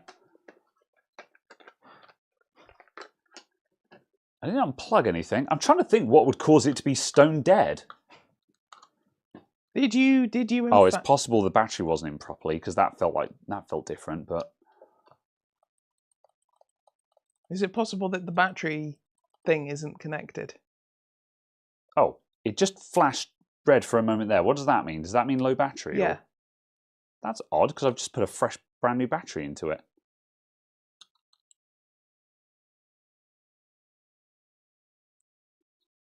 It's giving a low battery alarm. What could that mean? Does that do the same thing if I put that one in there? Is that the correct orientation? Yeah, positive toward me, which is what it says on the label. Yeah, okay. I was just wondering if it was a wrong way round alarm as well, or something like that. Yeah. Let's grab a. I'll grab a USB cable. Right, we don't need the capture card anymore, do we? No. Because this has got a micro cable.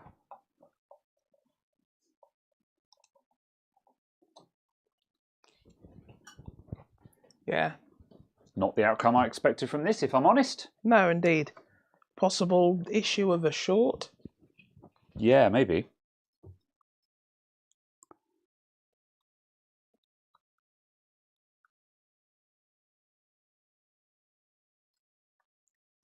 Right. Should it give like a charging indication when it's on charge? Yeah, not like that. Yeah, okay, so something's definitely wrong then, yeah. It also doesn't work over USB, it's wireless only. Oh, that's Or it doesn't annoying. work cabled. So yeah. It's wireless only. Yeah. All right. Oh, yeah, all right.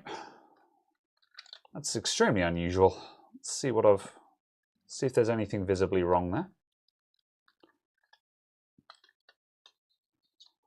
Right, I'll disconnect that bit. Oh, this sensor is popped out again. That does not want to. Had to put that in twice.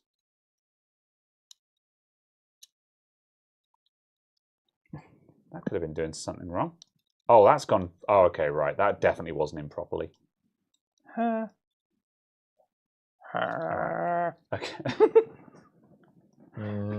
Anyway, yeah, this ribbon here from the sensor wasn't in properly. That seems odd that was upsetting the entire thing. Everything else seems to be happy.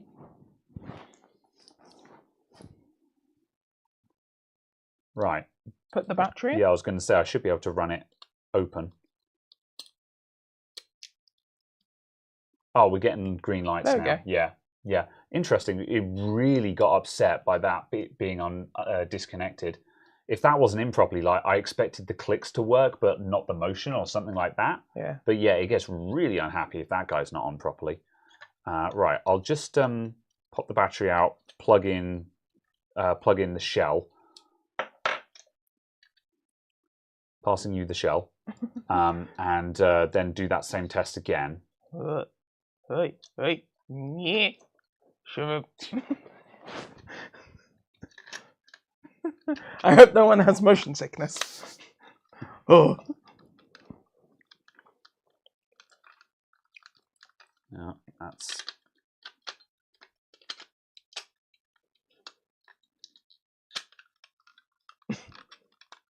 Come on, what's holding that up?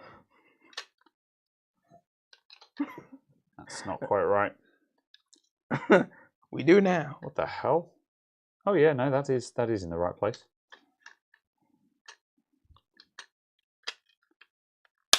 There we go. It's just a big click. All right. Third time's the charm. Green lights this time, not flashing red lights. Excellent. There we go. Hey. Left click, right click. They sound quite crunchy by comparison. It's good. There's definitely a very deliberate click there. Like we need to put some skates and stuff on this, so it actually because it feels like trash at the moment because there's no skates and the screws aren't in. But yeah, if I stick the screws in there and put some skates on the bottom, she'll be right. You end up messing everything up on there. Is that the Logitech MX Master 1? Yes. Yes, it is. Yeah, these are the mice we've got in the office. Or we've got MX Master 3s for Mac because I didn't read the Amazon product listing and accidentally bought the for Mac ones. I was going to say, since when were you running Macs at the office? We're not.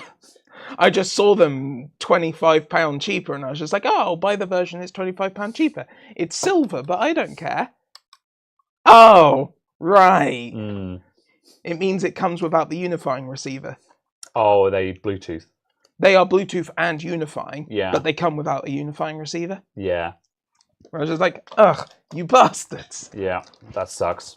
But it's still cheaper to buy the Mac version and the standalone unifying receiver because the unifying receiver on its own is £9. Oh, that's all and right. the mouse was £20 cheaper. Unifying is so good. It's the reason why I'll always buy Logitech if I'm buying wireless. Is Logitech Bolt unifying version 2? Ooh, hold up a sec. I think I've just picked up the wrong pads. Just put that back down again. I don't know is the answer to that. These are not the correct ones. Right. That's the side one. There. That goes that down one goes there. on the Oh bottom. yeah, no, they are correct. Yeah, I just had it in the orientation. It looked completely wrong for a moment. Yeah. Yes, and then I've got some MX3 Masters, MX Master 3 somethings, whatever the 2022 version is. These skates look too thin. Oh. Yeah, these skates might be crap. That's most unfortunate. Before I stick that down for realsies, look how that's just sitting in the gap. Oh. So I've just put this skate and you can see it's not sticking out at all. Like that's not going to do anything. How odd. It could be padded out, but you'd need to get some separate cutouts. Yeah. Should I try and stick the old ones? These are. Yeah. Should I try and stick the old ones back on? Because I didn't completely butcher them removing them. I wasn't careful because I thought we had new skates. Yeah. It's just it's just this bottom one that's split. Yeah. Shall I do what I can with those? Oh, you can just peel that bit off. Ah. What is that? The padding or? So then there's that this, might be the intention. Is that I peeled back too far? and then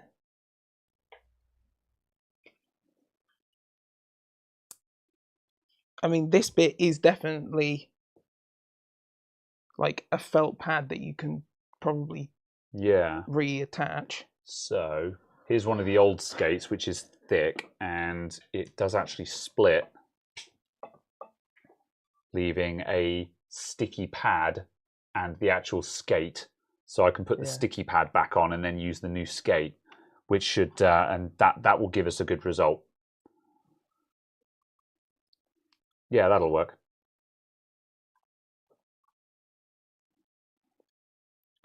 Let's try that again. Yeah, odd.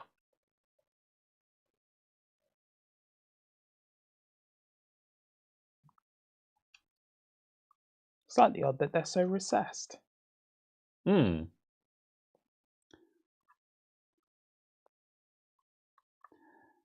Yeah, it's not super even because I wasn't careful removing those pads because I didn't think I needed to be careful. Had I known, I would have been able to be careful not to disturb the pads underneath, and we would have gotten a smoother finish. But on an office mouse, that's not going to matter. That will still feel fine.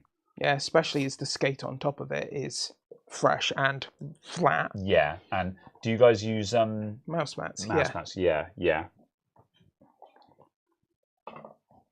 It's mostly a case of as long as the edges are stuck. Pretty much, yeah. Yeah. Because it's not going to catch on anything.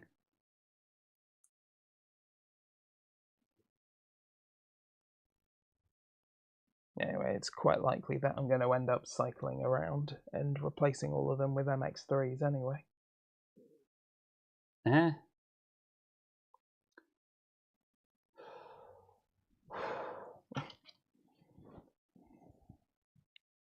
But yeah, it just depends on when they go on offer, basically. This one is being resistant. Wait, you haven't already peeled this one and I'm blind, have you? No.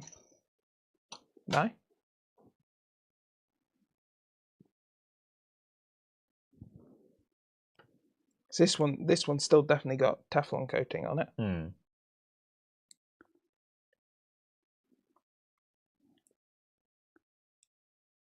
No, this one has already been peeled, that's why. Ah. That's why I can't get any more of it. All right. Put that on. Oh, I still would have had to remove them anyway in order to get to the screws. However, yeah, I could have been more careful with them, but they're fine. All right. And that's probably why the skates always seem dirty, because there's a sticky pad. Which is actually just fluffing up.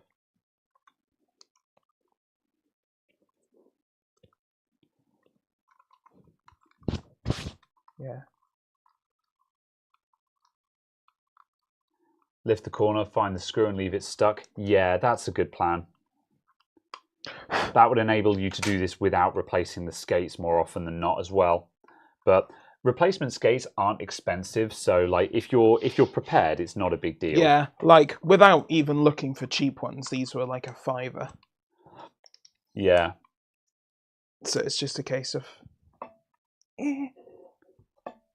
come here.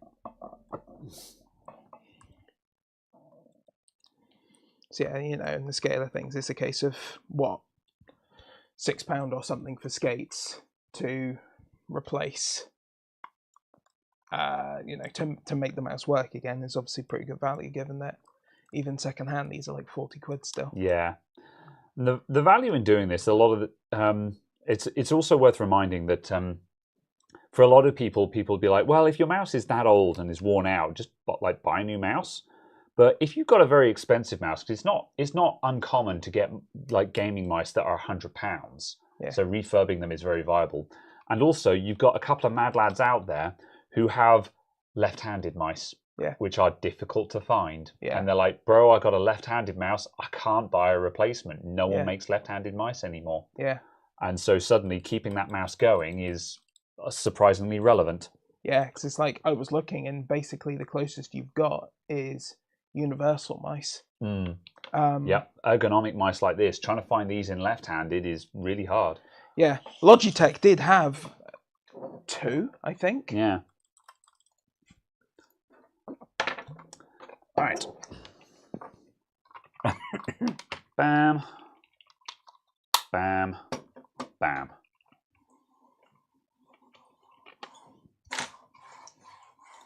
Feels good.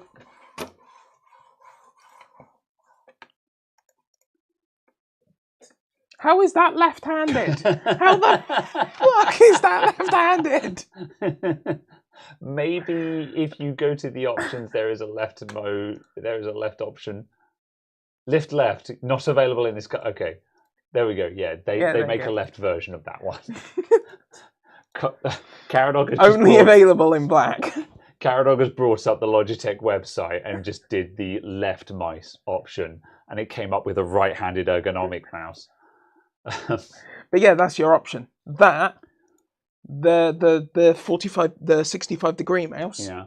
or an ergonomic. If you go to the signature, is that available in left? Because like the side buttons, yeah. So does the left version have? Hang on a sec. That's large, then left. Oops. Large left. Yeah, it does flip the buttons to the other side. Yeah. That's all you've got. Very well.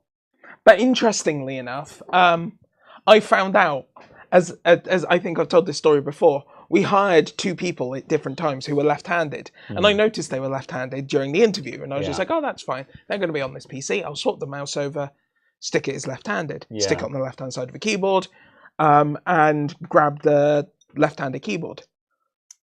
What is so numpad on left. Really? I didn't even know those existed. Yeah. Yeah. Grab that, stuck that on the desk. Very absolutely thoughtful. fine. Yeah. You know, and after like a month, I noticed they're really struggling to like click on boxes and like close windows and just use a mouse. And I was just like, oh, you know, what's the problem? Yeah. You know, what's the issues? And they're like, I have to use the mouse with my left hand. And I'm like, yeah. And they're like, well, I've never done it before. And I was like, what? Oh, they just learned to use a right. And they'd learned to use a computer right-handed. And I was just like, very well. Yeah. So I just swapped everything out for normal right-handed stuff, and they're just like, oh look, I can use a computer again. It makes you wonder if they didn't realize that what the problem was, if they were too polite and didn't want to say anything. Yeah, and I was just like, oh. Because you would imagine that if they had actually learned to use a mouse right-handed, they would say, look, thanks for the thought. Like that's amazing that you got me a left-handed keyboard and mouse. Without me even asking for it. But I work right-handed, you know. So yeah. No, it's just the fact that I was just like, oh. I see. Oops. Good. Right. Do you want to go to Facecam? I think yes. we're done. Yeah, there Hello. we go. All right. My dad's needs a mouse. He's left-handed, so none of mine worked. And online you can't find any. Yeah. The Apple mouse is left-handed. You're not wrong. You're not wrong. You're not right. But yeah. I know, they just do seem to be very small. Yeah. Yeah, Matt Foster says I'm left-handed, but you use the mouse with the right hand. Yeah. Yeah. I don't know. Like, sometimes people just learn to use what is easier to work with, you know. Yeah. And just sometimes people learn wrong. Like, for example, when soldering, I hold the hot air in my right hand, and pretty much everyone else I've seen holds the hot air in their left hand, so they're using the tweezers with their dominant hand in the right. But for me, I've learned to use my tweezers and doing the detail work left-handed, so I can hold the big, heavy hot air in my right dominant hand. And part of that is also just because of the desk layout makes it a lot easier to have the hot air on the right. But I feel like I've learned that completely wrong. And I Yeah. think everyone else I know uses hot air in the left hand. Yeah. And also, it makes sense that I use my soldering iron in my right hand, so why wouldn't I use the hot air in the right hand? Yeah. But the hot air isn't something you do detail with. Yeah. It's just something you just have to hold it in the general direction. So Yeah. yeah. It's like but yeah, when ambidextrous mice were more of a thing, I did try for a little while to use a computer left-handed with an ambidextrous mouse. Just for the sake of it. I can get by with it because I had a custom. I was just like, oh yeah, actually. Yeah. I had a client who I used to do home call outs to do maintenance on their computer many years ago. And he was a lefty. And for me, it was easier to just, I would just be like, use the mouse left-handed because it's easier than constantly moving it over to the right where the cable wasn't run to and stuff like that. And obviously, like, if we were swapping places and things. And so there I used it. And I was not awful. I was competent. Yeah. I wouldn't say it was comfortable, but Yeah. I could do it. I could get by. But The biggest I difficulty believe I have a degree of ambidextrousness as well, though. for me, Not fully, but a degree of it. the biggest difficulty is remembering its right click. Yeah. Effectively, it's effectively the right button on the mouse is the primary click. That was the thing I had the biggest difficulty with. Yeah. I don't think I had a wasn't problem with it that. wasn't the moving the mouse around. Yeah. It was the right hand button is Yeah. primary click. Yeah, middle finger to. Yeah. That was the thing I had the biggest issue with. Oh, playing games with a touchpad. Understandable. I held the fork all right with the left hand, but mouse in right hand. Yeah. Well, that's the thing. I use a knife and fork the wrong way around. I hold my fork in. I am right-handed, but I hold my fork in my right hand because I'm like, well, that's the primary manipulation implement. So you'd hold that in your dominant hand, right? It's like, no, you're supposed to hold the knife in your dominant hand because that's the thing that's doing the work, the cutting. But I just refused to do it that way, and my parents gave up on me and was like, fine. Just sit there and be wrong, you know. So, yeah. I honestly half expected that to just finish with, and my parents gave up on me. I'm like, oh, smallest violin. Right. I believe I've enjoyed this conversation in English. Absolutely. I think we're all sorted. Yeah. Yeah, I'm happy with that. So the test bench still works, so you know, that's cool. We should probably fire up the freezer at some point because we still haven't started that up since the incident. Absolutely. So yeah, we should do that at some point. Should we do that next week? Not necessarily on the test bench because we've just like mounted up the freezer on it and everything. Yeah. Sorry, the Arctic. But like we'll just find our board. Like we'll grab the X570, the MSI X570 or something like that. Yeah, absolutely. And just stick the freezer on it and just like make sure that still works. Yeah. Because that was months ago and we haven't started it up since. We've no reason to believe it won't work, but just one of those things where it'd be like, it'd kind of be nice to know that that still works. Yeah. Cool. All right. Thank you everyone for tuning in. We'll be back next week, and we're gonna fire up the freezer on some poor unsuspecting board. I'll see if I can find something AM3 actually. Have we got an AM3 mount for the freezer?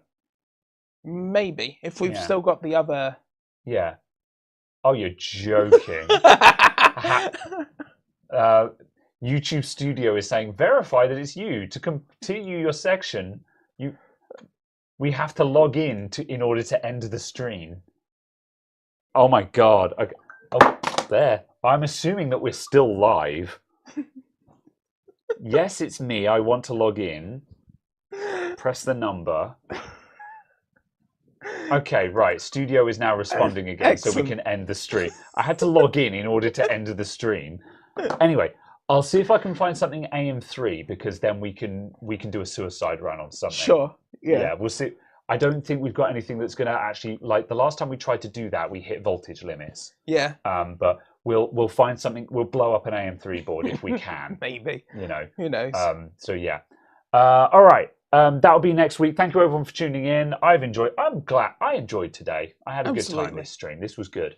Thanks everyone. I'll see you next week. Bye for now. Ta-ra! Toodles. Tatty bye.